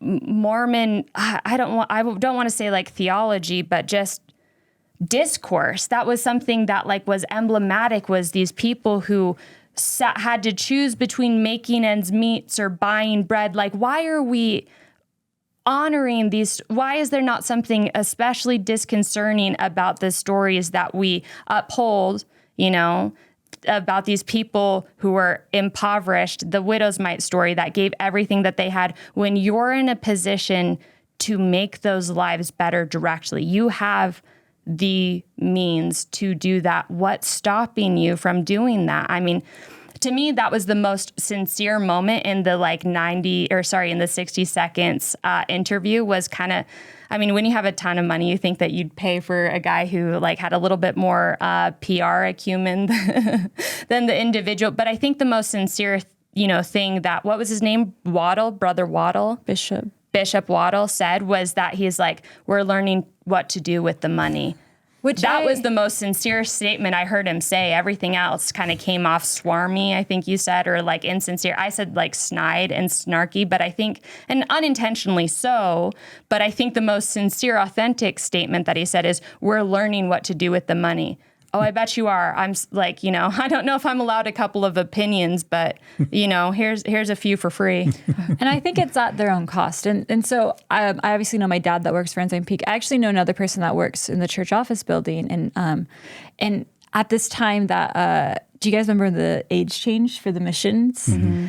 And this is kind of an example of how I know that like the prophet doesn't get a direct call from God during these revelations, because I think that they were blown away by the number of people that went on missions. Like I can tell pretty confidently that they did not expect this many women to want to go on missions, and they were ill-equipped financially to prepare for that, right? And they didn't have the funds for it. So this other lady that I knew who was working at the church office building, her budgets got cut because of the missions that they needed to start funding for. And I'm like, what an obvious use of the Ensign Peak funds to push forward your own mission, but instead you're cutting the already low budget of the church office building. That seems really weird, and at like your own expense almost, to like be so secretive about this money. Yeah. I'm sure they just don't want some Pandora's box. If once church headquarters staff realize there's this massive endless fund across the street that they could tap into whenever their budgets run dry, I'm sure they'd rather just put up a huge firewall and say, you all manage your finances with the tithing you get and don't come looking to us for any support, because there'll be endless requests, right? Well, and that's exactly the point, because when we say, they were afraid that members would stop paying their tithing. Quite frankly, I think that's like a unintended consequence of all of this hiding in the first place. I mean, maybe they were concerned that, but I mean, if you can dictate what underwear people are wearing, I think that you're pretty safe to say that you're so in control of their actions that they're not going to easily overnight suddenly stop paying tithing, especially because let's remember, tithing is a necessary prerequisite to a temple recommend, and your saving ordinances to get you into the highest degree of heaven are only obtained through the temple. So you're not going to immediately overnight, if you're a true believing member, stop paying tithing. Quite frankly, I think one of the bigger fears are exactly what you're speaking to, is that other departments that know that they're overwhelmingly underfunded within this organization are going to think, I mean, right, kind of when Bishop Brother Waddle. We need to get his real name, because I don't think that's what it is. Waddell? Yeah. Waddell? I think Waddell. When he was like, well, we don't want people to tell us what to do with our money. Yeah. I think he didn't want other departments to feel entitled to those assets and funding like you're talking about. Which I want to push back on that, like on what Bishop, not what you said, what kind of in agreement with what you said, but what Bishop W said, where he was like, we don't want people to tell us what to do with their money. Maybe you need the help. If you can't figure out what to do with $100 billion, maybe other people are a little smarter than you and know how to handle it, or maybe they can give you insights. Like if you love your members and trust your members and you think they're smart people, take their insight, and let them do good with the world, right? It's Christopher Waddell, I think. Waddell. Yeah. What do you call him? Waddle? Waddle. I apologize. For the miss. I think I just read it. That's a great point. Okay, so Rylee, you basically were able to have that conversation with your dad, that his assertions to you endlessly that everything the church is doing is legal wasn't true. And maybe he did, or maybe he didn't know when he told you everything was legal that they were doing illegal things. But you were able to have that reconciliatory moment with him. Yeah, and I know for a fact, because of conversations we had, that there was dissent within Ensign Peak, that not everyone wanted to participate in the way with things were participating. But how do you express dissent when your final okay is the mouthpiece of God on this earth today? We talked about healthy and unhealthy organizations.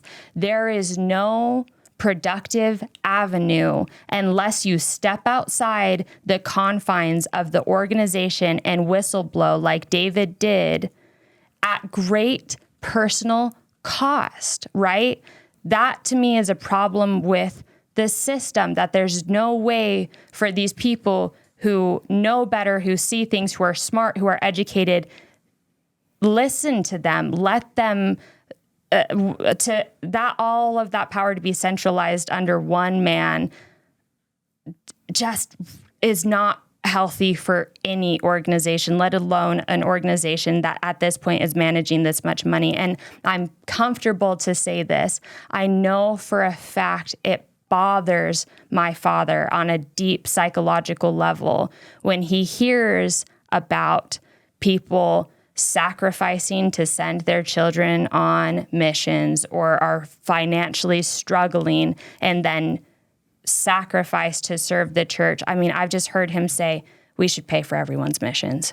I think it's really hard for him to sit with when he sees individuals suffering, and this is in well-to-do neighborhoods. I mean, this is still, North Ogden and Ogden. And anyways, in his experiences, I know that it doesn't sit well with him. Yeah. And this kind of makes me a little uncomfortable that we're talking about this. Not that I think that my dad thinks that, but I'm nervous to have this said, right? Because I don't want it to come across as we're here saying that my dad's questioning his employer, because I'm nervous for the church, right?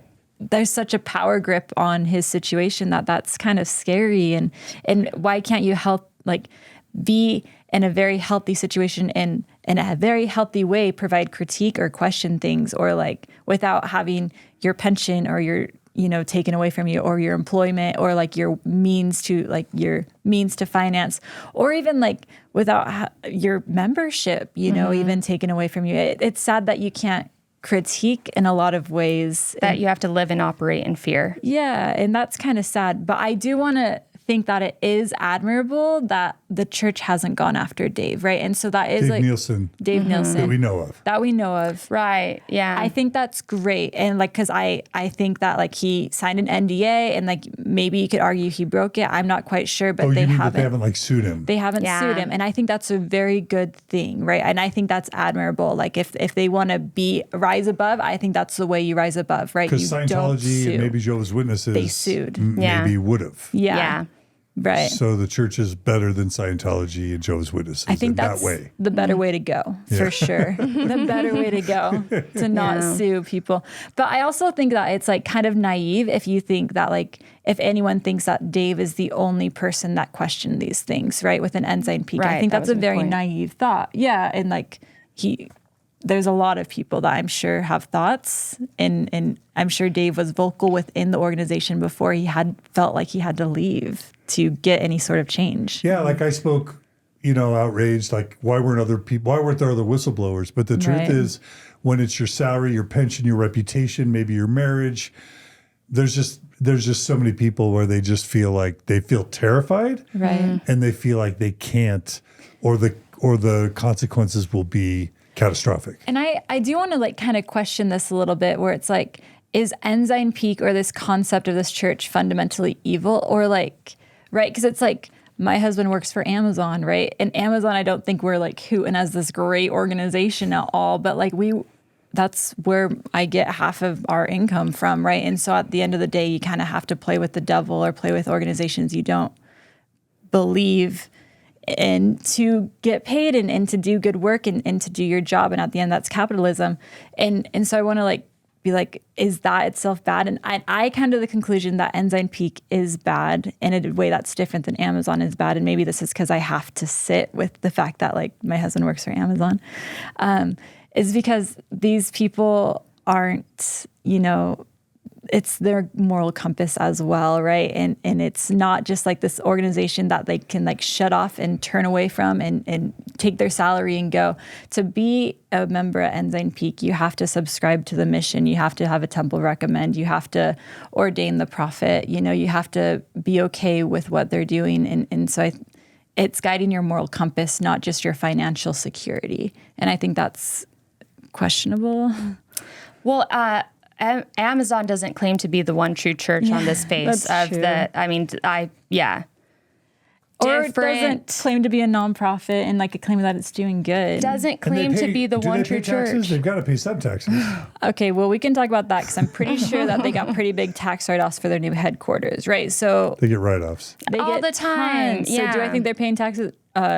They should pay more. Yeah. That's my conclusion. Yeah, corporate socialism. But I'm only holding this organization to a higher standard because I want them to meet the standard to which they hold themselves. And their members. Right. Exactly. And that's the point I wanted to echo, right? Where it's more than just working for anyone, you know. And it's not only like your financial security for the job you have. I think if you step outside of this organization, you render yourself unemployable. So even if you leave this organization, I think you are going to have a hard time being employed elsewhere, especially if as a dissenter. Exactly. Yeah. Which is kind of ironic, right? Because like our dad left Koch brothers and was sued, and that made him really hard to employ, right? And so we're seeing that again, where it's like you have dissent and frustration and it becomes personal, and now you're unemployable and now your financial security is taken from you. Like, what a heart-wrenching place to be. And it's, I don't know, we see it everywhere. Ironic, very ironic. Yeah, and those are some of the sacrifices people don't see about David Nielsen. Right. And Exactly. how this has affected his career. Mm-hmm. Right, absolutely.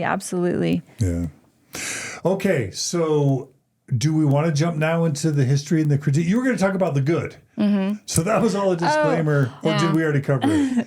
I mean, I wasn't going to talk about the good more as I was going to talk about the justification, right? Do I think it's good? I don't know how to argue that. Do I think that they can justify having this investment firm? I think that they try to, and I think that that's interesting. Yeah. So you're going to list justifications for Ensign Peak. Right. Okay. And these are things that I've heard, read online, you know, and heard from within the circle of my when I was an active friend, right? So the first question that my dad asked Rylee, he also asked me, is like, does it matter how much money? Would people be mad if the church only had 100 million? Is it just because it's the 100 billion number? So I want to actually turn that on you, John, and I want to ask you that same question. Does it matter the amount of money, or is it just the fact that the church has money that's bad? Yeah, I think the amount of money absolutely matters, just because at the end of the day, this is the Church of Jesus Christ of Latter-day Saints. So it's bearing his name. And then you look at what his teachings are. And his teachings, number one, condemned the rich and the mass accumulation of wealth. And then he said, you know, inasmuch as you've done it unto the least of these, my brethren, you've done it unto me, which means you feed the naked, you feed the hungry, you give shelter to the homeless, and you do good. And you give up everything to serve. And so you can't, and you read the Book of Mormon that condemns materialism and consumerism. Like, you just can't have it both ways. You can't carry the name of Jesus Christ and then become a nonprofit and get all the benefits and the shelters of nonprofits, not have to be financially transparent, not have to disclose, and use that reputation as a Christian church to gain massive amounts of wealth and then sit on $100 or $200 billion worth of wealth and not do anything charitable with it. No. And yeah, the bigger the amount of money, the church taught me this. With great gifts and with great blessings and privileges comes great responsibility, right? To whom much is given, much is required. Exactly. Yeah. Thank you. To whom as much is given, much is required. By the church's own ethics, it has been given so much, so it must give that much more. So what dollar amount is that? What dollar amount does it become what you're talking about? That was a setup. You actually No. no. That was a natural progression. Like, because is it the what number? That's a thought experiment that always, like, I struggled with personally. Right, but my dad, I asked what he wanted said, and this is what he said to me. So I want it said. Right, and I'll say the same thing that I said to my dad is the amount matters. I don't know how, like, that's like a mute point in this conversation. Like, it's an important factor. It's a lot of money. It's world-changing money. It's community investing money. What do you mean? What do you mean, doesn't matter how much money? Yeah, because it's a lot of money.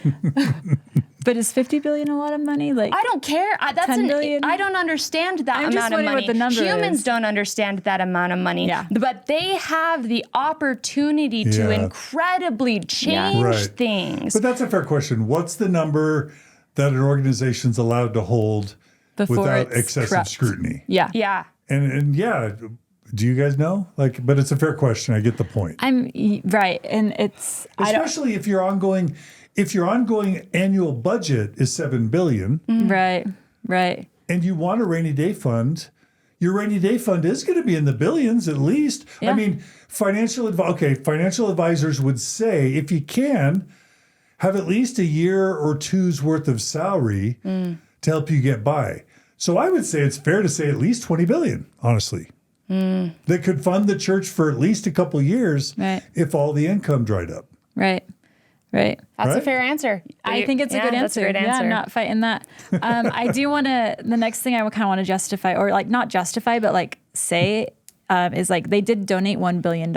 And like we're talking as if they're not donating at all, right? And is that fair? Where did I they don't know. where did they donate I the don't know 1 if it's billion? fair. Where did they donate the 1 billion? That's So- just what they claimed, right? Okay. So yes, the church does charitable stuff. I don't want to Right. attack these points because you're trying to argue Yeah. the good. Yeah. So you're right. Yeah. The church does a lot of good and that should be acknowledged. Yeah. It's true. It is. Now, the one thing I'll say is the church wasn't reporting $1 billion in annual contributions prior to the whistleblowing. It's a good point. That $1 billion of annual, number one, that's not what they were doing before. It was much, much, much, much less. It was like $1 billion over like 20 or 30 years. Right. So they've only started giving that amount thanks to David Nielsen's whistleblowing. And even that $1 billion annually is questionable because we don't know what makes up that number. We don't know if they're basically counting up all the volunteer hours of everybody and Right. assigning some monetary value to it. Like, we don't know. Are they just taking the members' money and saying it's charitable? Are they counting fast offerings? I don't know that we know what makes up that money. Right. But $1 billion, if whatever it is, $1 billion annually is a lot. I just think we have to thank David Nielsen for making that possible. No, and I think that's a good point. And I'm like playing devil's advocate. So like commenters Yes. don't like at me and kill Yeah, me, you right. know, like I don't No. support this, but I want to make sure we have the full thing. Well, can I answer that question? Yeah, of course. Sorry. With the billion of investment. I don't know. Yeah. Like to John's point, all of this would be avoided if you were just transparent to begin with. Yeah. And if you're asking me to see the good that the church does, then please allow me to talk about the harm Yeah. that the church does. That's a good point. If we want to talk about the good that the church does in the world and the force of good that this money is, we also need to talk about money that's paid for litigation to cover up sexual abuse claims and silence things. I mean, if we're going to have an honest, candid conversation about the good that's done in the world, then we need to be able to openly talk about the bad that money pays for as well. It's a really good critique. Like that is honestly a really, really good critique. And I also kind of want to put into like the nuanceness or like the understanding that like, I personally don't think that $1 billion comes from that $100 billion fund, right? I think the $1 billion comes from elsewhere. From operating money. Otherwise, I feel like they would like cheer it that it, like the Ensign Peak's doing stuff and therefore they deserve the tax exempt status, like because that would be what 1%, you know, like and you only need to do in the public in the private sector a couple percentage to get that tax exempt status. 2 or so 3 like, or 4%, right? right. So if they're doing $1 billion from that fund, why not do $2 billion and justify it in a lot of ways? So my guess is that $1 billion doesn't come from that fund. And so that's kind of my critique there where it's like, yeah, that's great. But like you're still hoarding money in a sense. and Dave not made a doing good. great distinction there when he talked about the checking and savings account. That is from the checking account that this charitable money comes through, but the savings account isn't touched. Yeah. It's Right. it's not accurate to talk about Someday it like they'll it's one probably source change of it money. because of all this outrage. but they'll do it after Dave's forgotten or excommunicated or long gone. Right. You know what I mean, it sucks that you have to go without the insight, like outside the organization to make that change. But okay, so the last thing that I wanted to say, and I'm going to actually respond to it myself, that the justification that I always hear is that like the church is like this great rags to riches story.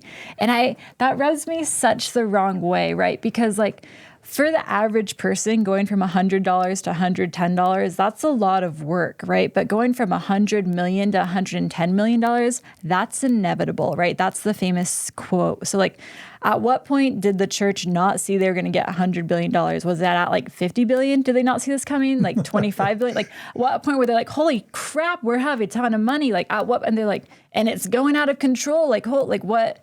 Like, okay, I feel like it's a very easy cop-out answer and a very non-genuine answer where it's like, we just didn't know that we would have this much money. It's like, how did you not see at 90 billion? How about 80 billion? Did you not see this coming? Was this not the foreseeable future at 70 billion? Right. Like, right. Yeah. Okay. No, when they first set up Ensign Peak with the few billion, they can figure out what 7% is going to do with a couple billion in 30, 40, 50 years. Like they learned that calculation like their first week of B school, right? Yeah. What 7% compounded annually is after 10 or 20 or 30 years. How long it takes for money to double your money. Yeah. And then how does that work exponentially over time? Yeah, I mean, exponential gains. Absolutely. You know, Right. which to me, like, this is the frustration I have is that if Jesus Christ came to the earth tomorrow and looked at all of this and said, yes, that is exactly what I meant when in the scripture story, you know, the wealthy man came unto me and he said, what can I do to, you know, enter into the kingdom of heaven? And it was like, well, follow the commandments. And the rich man was like, yes, I am following the commandments. And so what else can I do? And then Jesus turned to him and said, and give up everything that you have and donate it to the poor. Give up everything that you had and donate it to the poor. I don't understand a world where Jesus Christ comes back to this earth and goes, yes, so you observed my law of exponential growth and compounding interest. And, you know, my Sermon on the Mount was about those who have a lot should have more and should hide the more and should hoard the more. I mean, it makes absolutely no sense to me. I don't understand how you I don't know. I don't understand how believing members can think that Jesus Christ would come here tomorrow and be like, I love this rainy day fund. That's exactly what I meant. Isn't that the tongue-in-cheek joke for what it is? For when Jesus comes again, isn't that like what they joke about? Like it's the rainy day fund for the second coming. Yeah, they'll for take the care second of coming. the world or something like that. Yeah, and did he not say that it's easier for a camel to get through the eye of a needle than it is for a rich man to enter into the kingdom of heaven? What Jesus are you referring to? Because my interpretation of Jesus was something like a radical socialist, not a neoliberal free market capitalist. right. I Totally. mean, that's my 2 cents. Okay, and I feel bad because you were trying to steel man the church's arguments basically, and we kind of reacted to them. Well, and those are candid, authentic reactions. I think they're good. I think that was good. And the rags to riches tell also bothers me because it's like conveniently you take on this like we're just a small, humble little church, and I'm like, who believes that? Who's seen the San Diego temple and thought, oh, I bet they're struggling. I bet that they are but they came from poverty. That they were a rags to riches. You know, I don't think that you get to represent yourself as a very humble. You know, as a very financially struggling, you know, just like financially astute organization when you are flashy with, I don't know, the way that you manifest wealth around the world, quite frankly. But like, okay, where do you want to go next from this? Because, yeah, I have something I want to say, but I don't know if I should save it for later. Oh, well, I mean, I want to cover the things you guys want to cover. So if you got something you want to say right now. Well, I just had like an interesting observation, right? Because I went to Israel with my dad, and it was so interesting. And I have hilarious stories being there and being in these rooms with these wealthy people, right? One of the rooms I was in was someone who owned a $20 million yacht with a $2 million operating cost. Like, this is like crazy money. And they were super, super, super wealthy because they set up a fund in Israel and they did really, really well with that fund. And honestly, they're building the tech sector there. And I think that's a good thing that they're trying to build the tech sector, but they're becoming very rich. And the church is a large investor there. And so they treated me like royalty, not because of anything I had to do, but because the church is an important investor to them and is a big deal to them. And so they treated me very well, which I'm so grateful for.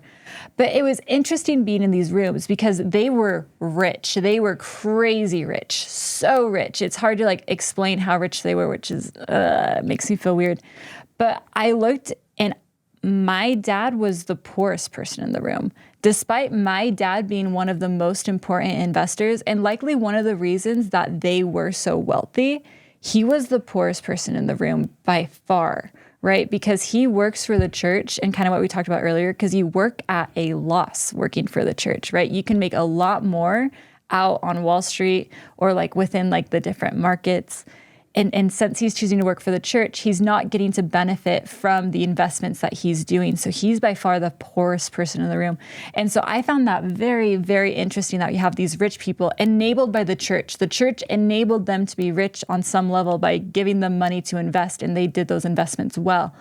But my dad doesn't get to benefit from that. And so I think that's an interesting dichotomy. Your dad's making other people super rich, but not himself. And in the rooms he's hanging out in, he's the poorest guy in the room. Mm-hmm. Yeah, and I think that's very strange and very weird, but also kind of interesting. Noble. Yeah. Yeah. Yeah. Because I think that the members are meek, and I think that the members are humble, and I think that the members deserve more from this system. Right, and I think that's the real tragedy is that, well, one, that the church is now enabled to get into these powerful rooms because they have this much money. I think that should certainly be noted that like it's not like any other small nonprofit organization was in this room. They were only in this room because they had tons and tons and tons of money. But like they're making these people sacrifice so much for it, and the church is the true winner and kind of just takes everything. Kind of took everything. Yeah. And at the end of the day, like you said, John, isn't it inevitable? I mean, in my mind, like it makes all too sense that like this doesn't, at least to me, act like the Church of Jesus Christ here on earth today. But it definitely seems like it was the church of a treasure hunter. It seems like this was like the perfect manifest destiny that Joseph would have blessed if he saw this coming. Yeah, that's a Rylee Porter take. That's my 2 cents is I don't see a world where Jesus comes down and sanctifies what has become of this organization. But I think that it's exactly what Joseph would have wanted it to be. I mean, Joseph got his treasure. Joseph got his treasure. Ouch. He just got it posthumously. He didn't get to enjoy it fully. Yeah, but it's tax-exempt growth, so I feel like he's still winning. Yeah. This was a church that always had problems with legal disclosure. This was a church that always was hiding things from the general public. This was a church that has, behavior and repeated behavior means something, and there is a system of repeated behavior that always was about non-disclosure, that was about hiding things, that was about doing things illegally, that was about avoiding legal repercussions, that was about practicing polygamy in a territory and hiding that. I mean, there's a long and rich tradition of hiding, of illegality, and of privilege and superiority that serves a small portion of a minority and an elite minority at the cost of everyone else. Yeah. I mean, as I'm making notes, and I'm not a hater of the Mormon Church, but I mean, there are things that are just factual. The church has a long history of helping people try and live better lives, of supporting families, of encouraging certain types of pro-social behaviors. So like there's a bunch of good things that many people would say the church has done.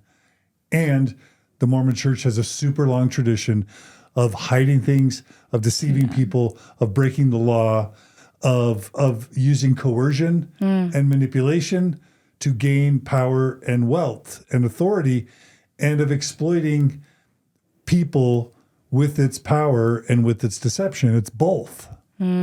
Right? Yeah. Right. And to leverage its power against a vulnerable population time and time and time and time and time again.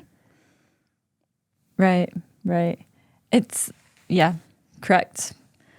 I get frustrated because it's like this money enables, and I don't think people, and I didn't realize at first just like how much like this money like enables like political power even, enables systems that are bad through the political power, right? Like you can get into a room if you're able to invest 10, 20, 30, $300 million in a company or in a fund, right? That's an easy way to get into those big rooms. And that's why they're in these big rooms. And that's why Ensign Peak, I don't think, was a surprise to the people who were in finance. I think they were known, or at least a few people knew that they had a lot of money. And when you're able to get into those big rooms, you have big say in people's lives. And what I've seen of the church is that when they're not taking the time to try and do good for people or be systems of change, they're trying to do things that help a select few people that look and act and write and read and speak this like correct way. And that's unfair, but it's enabled by this $100 billion. It's enabled by people like my dad who are able to get into those rooms. Yeah. Yeah, like a wrinkle on this, if you think about the civil rights movement and Mormon church leaders calling Martin Luther King Jr. a communist and literally fighting the civil rights movement. If you think about the Equal Rights Amendment, how the church marshaled its wealth and its power and its influence to defeat the Equal Rights Amendment for women. If you think about the church fighting same-sex marriage and Proposition 8 and using its power and money and its influence to take away legal marriage from people in sovereign U.S. states. And, today the church is using its money and its power and its influence to fight things we don't even know about yet. Like it's when it's used to prop up racism, sexism, homophobia, misogyny, transphobia, that's when it gets really serious and when lives are at stake. And the future of civilization is impacted by that money and power. And that's where things get really serious. Right. And such a missed opportunity to like be on the right side of history or to like do at least something good. And I don't know, will they change? My hope is that like Waddell, that Bishop Waddell is serious when they're like, we're learning what to do with it. Because that, if you have $100 billion and you put your mind to it, you can do a lot of good. So in your outline, you've got a list of things that one of you has a list of things that you would recommend that the church consider doing. Who wrote that list? That was me. All right, do you want to read it? Like I said, I have a lot of opinions about that. Go. Let's go there. Okay. While you got the list. Absolutely. If we're learning what to do with the money, I've got a couple. That's a good transition. There's your For me, I think that if you choose to go on a mission, it should be fully subsidized. Because I think that you're doing work for the church. I think the nature of the mission, and again, I want to say this because I stopped, being a member a long time ago. I stopped paying tithing a long time ago.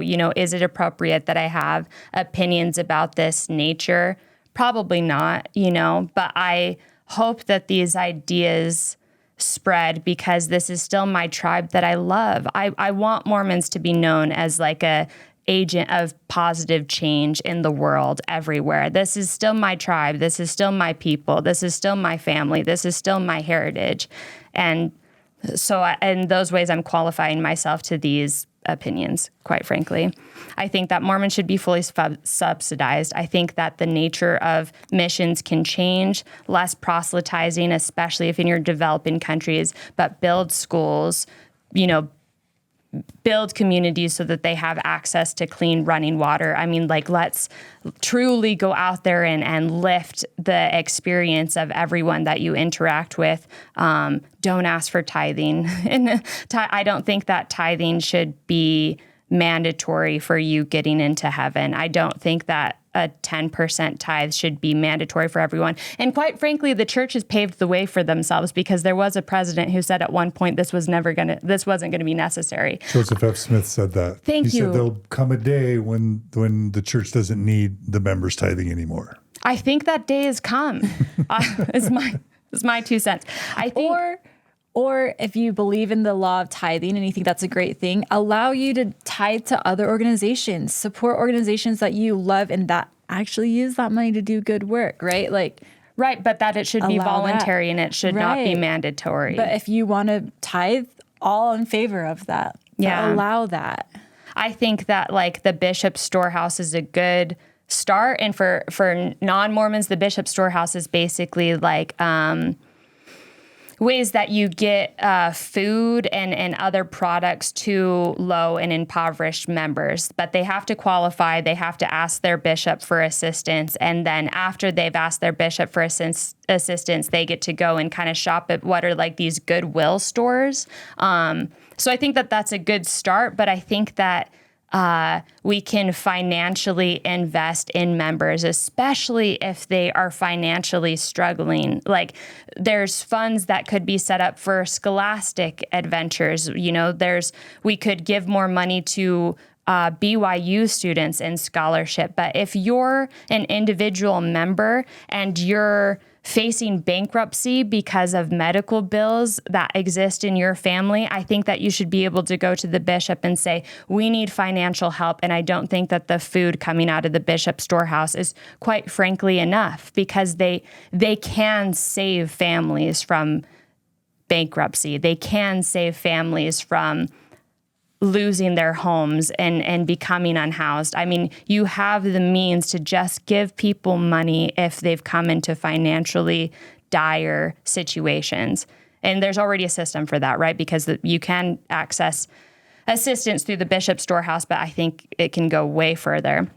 Like I said, I think that there could be more scholastic opportunities for anyone who wants to go to BYU, including if if you do not come from a prestigious elite family that is able to pay, BYU tuition. I know that, the church already subsidized BYU, but I think it can go farther. And I think that we can set up specific funds to fund individual students. It is trying to do pathways in its defense, which is kind of low-cost, web-based education for developing countries. Beautiful. Yeah. Love it. Great. Yeah. Here for it. Yeah. I mean, kind of that was my direct offhand ideas from the get-go, quite frankly. Pay clergy, especially in developing countries. Right. How about background checks for Oh my all God. Amen. Why is that even radical, a weird request? Mm-hmm. I feel like pay your clergy. would have helped a lot. Pay your employees better. Stop making everyone be volunteers. Yeah. Right. And it took outside pressure. And I think they'll get there if they continue getting outside pressure, right? Mm-hmm. And that's one of the reasons why we came on Mormon Stories, right? And before coming on, we spoke with Dave, and he gave us great advice and to make sure that this was a thing, because it's we want to keep outside pressure to encourage these positive changes. And do I think it will happen? Yes. Do I think it will happen fast enough? No. And do I think we can push it faster? Yes. And I think that's the members themselves' responsibility. As Rylee said, she doesn't pay tithing. I don't pay tithing. I can critique my dad all that I want, right? But at the end of the day, the members need to hold their own organization accountable. And now that they know, they can, right? And they can expect and ask for transparency. And hopefully the church listens to that and gives that. And if there's anything we've learned, it's always from external pressure that the church changes. And because I'm in that place of externality, I'd like to be one of those voices. Right. Because I know that you feel the same way, John, because you love this organization and because you want it to be better. Right. Absolutely. Yeah, I don't want the church to be destroyed. I want the church to do more good and do less harm, period. Right. Yeah. Yeah. Yeah. Amen. All right. So I guess we just want to, number one, thank, David Nielsen and his family for the sacrifices they've made that makes all this possible. And I want to thank you both for being willing to speak up. And I want to thank your parents for knowing that you were going to be coming on and for making sure, as far as I know, you both of you know that they're going to love and support you even if you speak out. In that sense, I want to thank Jeffrey and Roxanne Porter for their support of you, even though they may not like that you're doing it or want you to do it, right? Or may not agree the ways that we're doing it. We're doing it. Yeah.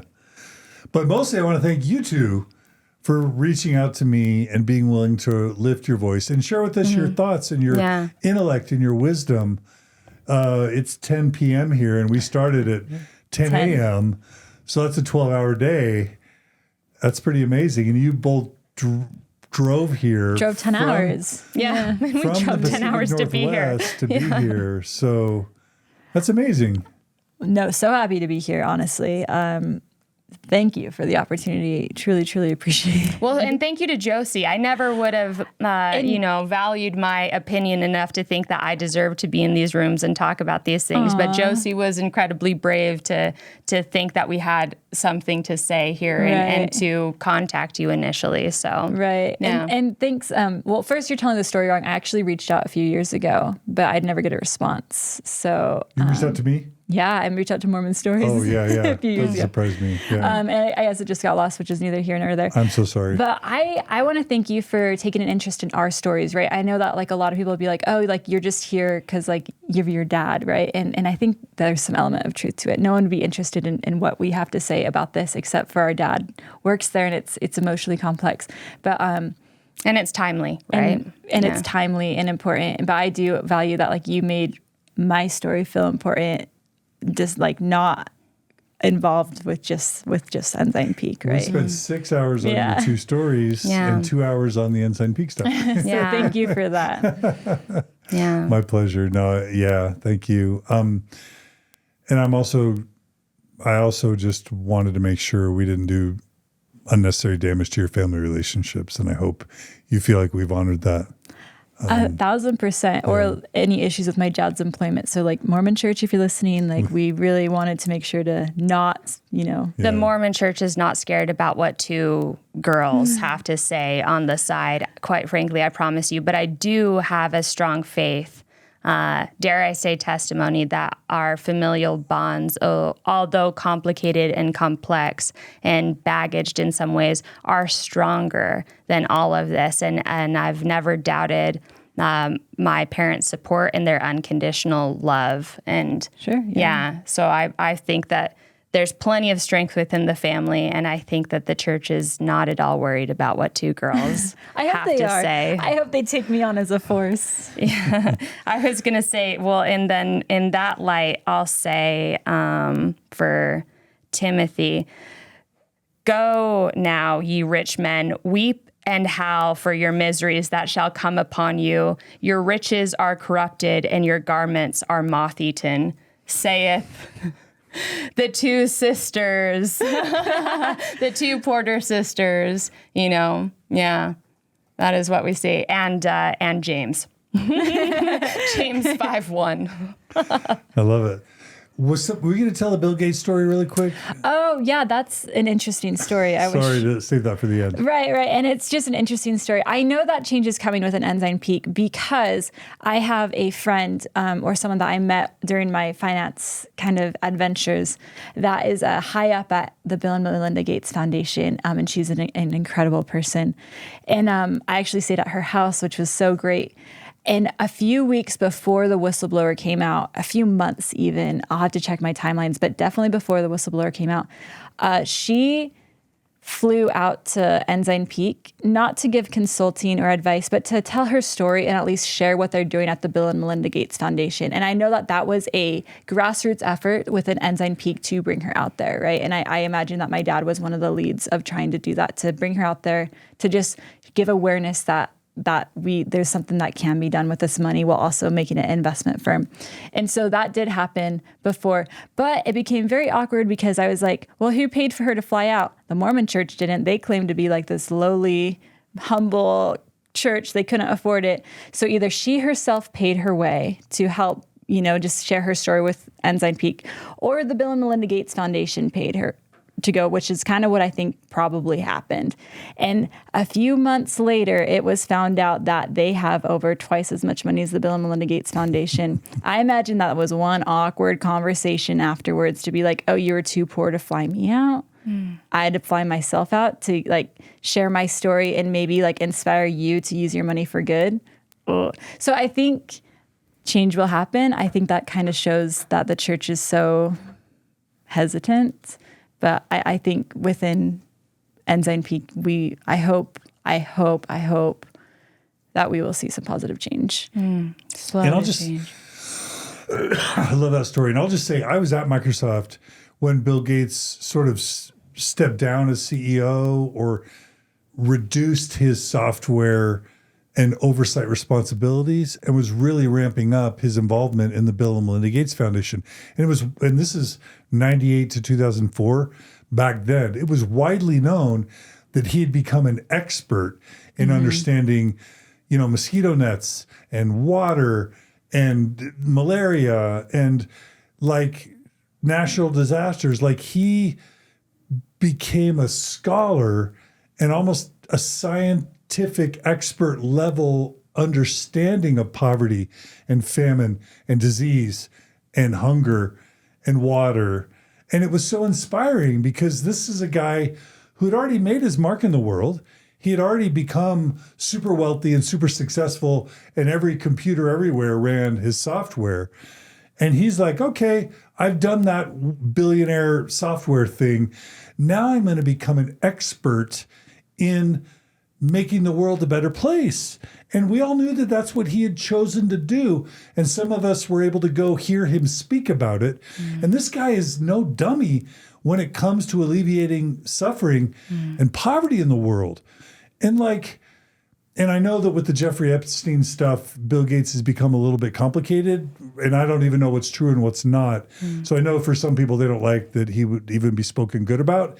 Plus all the weird QAnon conspiratorial stuff and vaccine stuff they want to put on Bill Gates. Sure. I think he's done amazing good in the world. Right. How cool would it be if the Mormon Church had an apostle who became one of the world's experts in alleviating suffering and poverty, and if the church became known as a major player in the world for doing good. Right. Exactly. Wouldn't that be just amazing? It'd be really, really An cool. incredible mission, quite frankly. They've been able to do what you think of Bill Gates, whatever, but what the Bill and Melinda Gates Foundation has done has been incredible. And that's with half the money that the Ensign Peak has. And they've been able to, eradicate polio, right? So you can do crazy AIDS stuff crazy and, things. Yeah. You can help so many people, and they were able to help tons of people with less than half Malaria. what Ensign Peak has. Yeah. Yeah. So, let's end on a positive note. What an incredible opportunity the church has ready for it as soon as it's ready to follow the person whose name it bears, to follow Jesus' own admonition. Once the Mormon Church decides to take Jesus' teachings seriously, look at the good it can do. Right, right. Unimaginable the good it could do. It just happens to believe, it just needs to believe in and follow Jesus Christ. A little nudge in the right direction from your local apostates.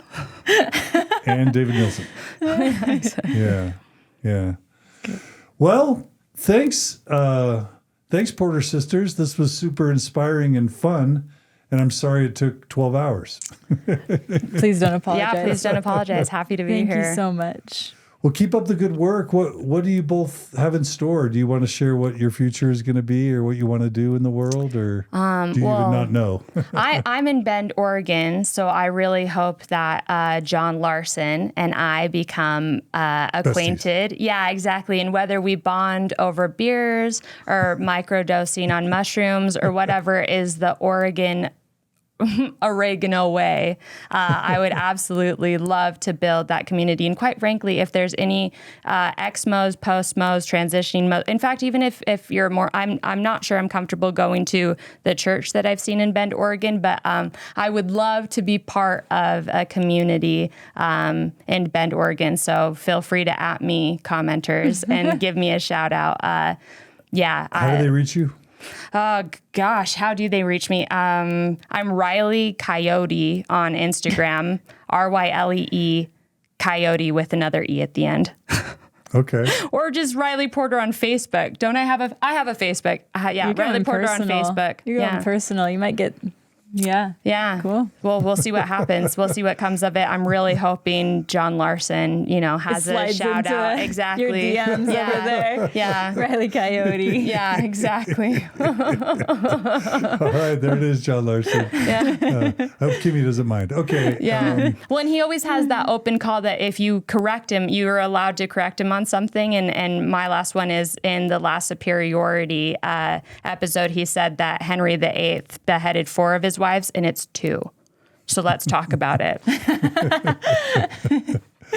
All right. And JoCee, do you want to say anything about what's in store for you? No, I'm just going to keep being a software engineer. And I am a pretty good advocate for women in STEM. So if that's your community and you need to find community, or if you're the only woman in the meetings that you go to, like I am, I'd love to bring you into the community that I'm trying to create online. So. And tell us again your Instagram or your website. At jocee.holiday, and then codepretty.tech is the website. What's the holiday? Is that your married name? That's my husband's last name, but Okay. I didn't take it on. So it's kind of a fake name.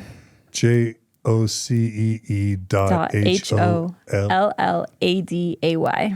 Yeah. That's your Instagram? That's my Instagram. handle? Yeah. And that's where I have a small community. And your website is? Codepretty.tech. Okay. All right. Cool. And you said if you could be an activist full time, that's what you'd rather do. I would. I'd love to be an activist full time, talking about like women in tech and also like learning about, the privilege that I have and how I can break down what I know and also help and support people that need the help, specifically for women in STEM, all STEM fields. I'd love to be a full time advocate though. So, yeah. All right. Well, and when you reached out, I'd have to ask this. When you reached out to me, what did you want to talk about back then?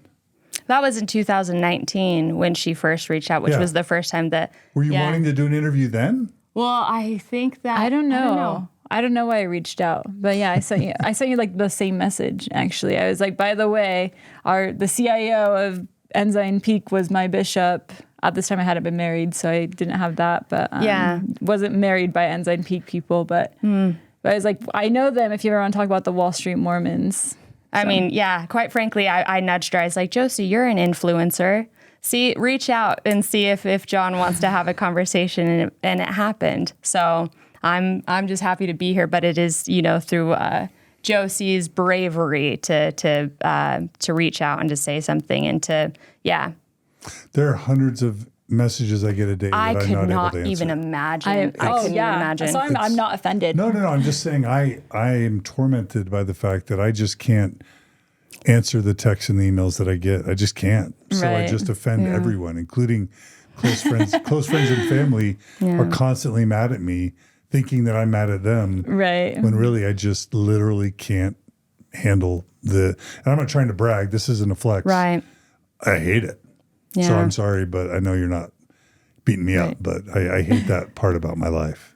Right. Well, the collectors of stories, we were talking to Margie earlier that to me, you're kind of like the giver, right? If you've read that book, you're like the keeper of stories. You're the keeper of memories. And I can only imagine as one man what a full-time job that is. Ugh. And your work has been so important to me personally. So, Thanks. yeah. Well, I wish one of those billionaires out there who's no longer in the church would set up some sort of fund so that we could have, and it doesn't need to be me, I can retire, but there could be a staff to carry on the legacy of Mormon Stories and the Open Stories Foundation, to handle all the email, to provide all the support, and to get this message out in even more effective ways. Like, my dream is that someday someone who would normally be investing in venture capital funds, that you would have managed, JoCee, would find a way to set up an endowment to allow us or this organization or some other organization to do much more good than what we've been able to do with our measly little studio and group of part-time employees. Yeah. And what a worthwhile cause and a grassroots efforts that supported by the super chats and everything else. It's so cool to see your live streams when people come out in spades to support because they believe in the work that you're doing. Yeah. Well, I'm always tormented by the fact that we could do more. You know what I mean? Yeah, I'm sure. But we're doing what we can, and you both were an important part of that today. So Rylee and JoCee Porter, thank you so much for coming on Mormon Stories. Stay in touch, and I hope this isn't the last time I see you both, and I hope it's not the last time we see you on Mormon Stories. Thank you so much. Thank you. All right, and drive safely going back home. Will do. All right. And thanks, everyone, for joining us today on Mormon Stories. Love to the Porter family, systems, not people, and all the good things. Thanks again to David and Carly Nielsen for making all this possible. And, thanks to all our listeners and viewers and supporters and donors. We couldn't do this without you. So if you want to support content like this, please go to mormonstories.org, become a monthly donor. And that's how we keep providing this content. Thanks to our staff that make a lot of this possible. Brooklyn, Maven, Gerardo, Nemo, Margie, so many people, our board, Clint and Carrie, and just everyone who has worked so hard to keep the Open Stories Foundation alive, Julia, and to keep what we're doing going. So just lots of gratitude today. Be good to each other. Be kind to each other. And we'll see you all again soon on another episode of Mormon Stories Podcast. Take care.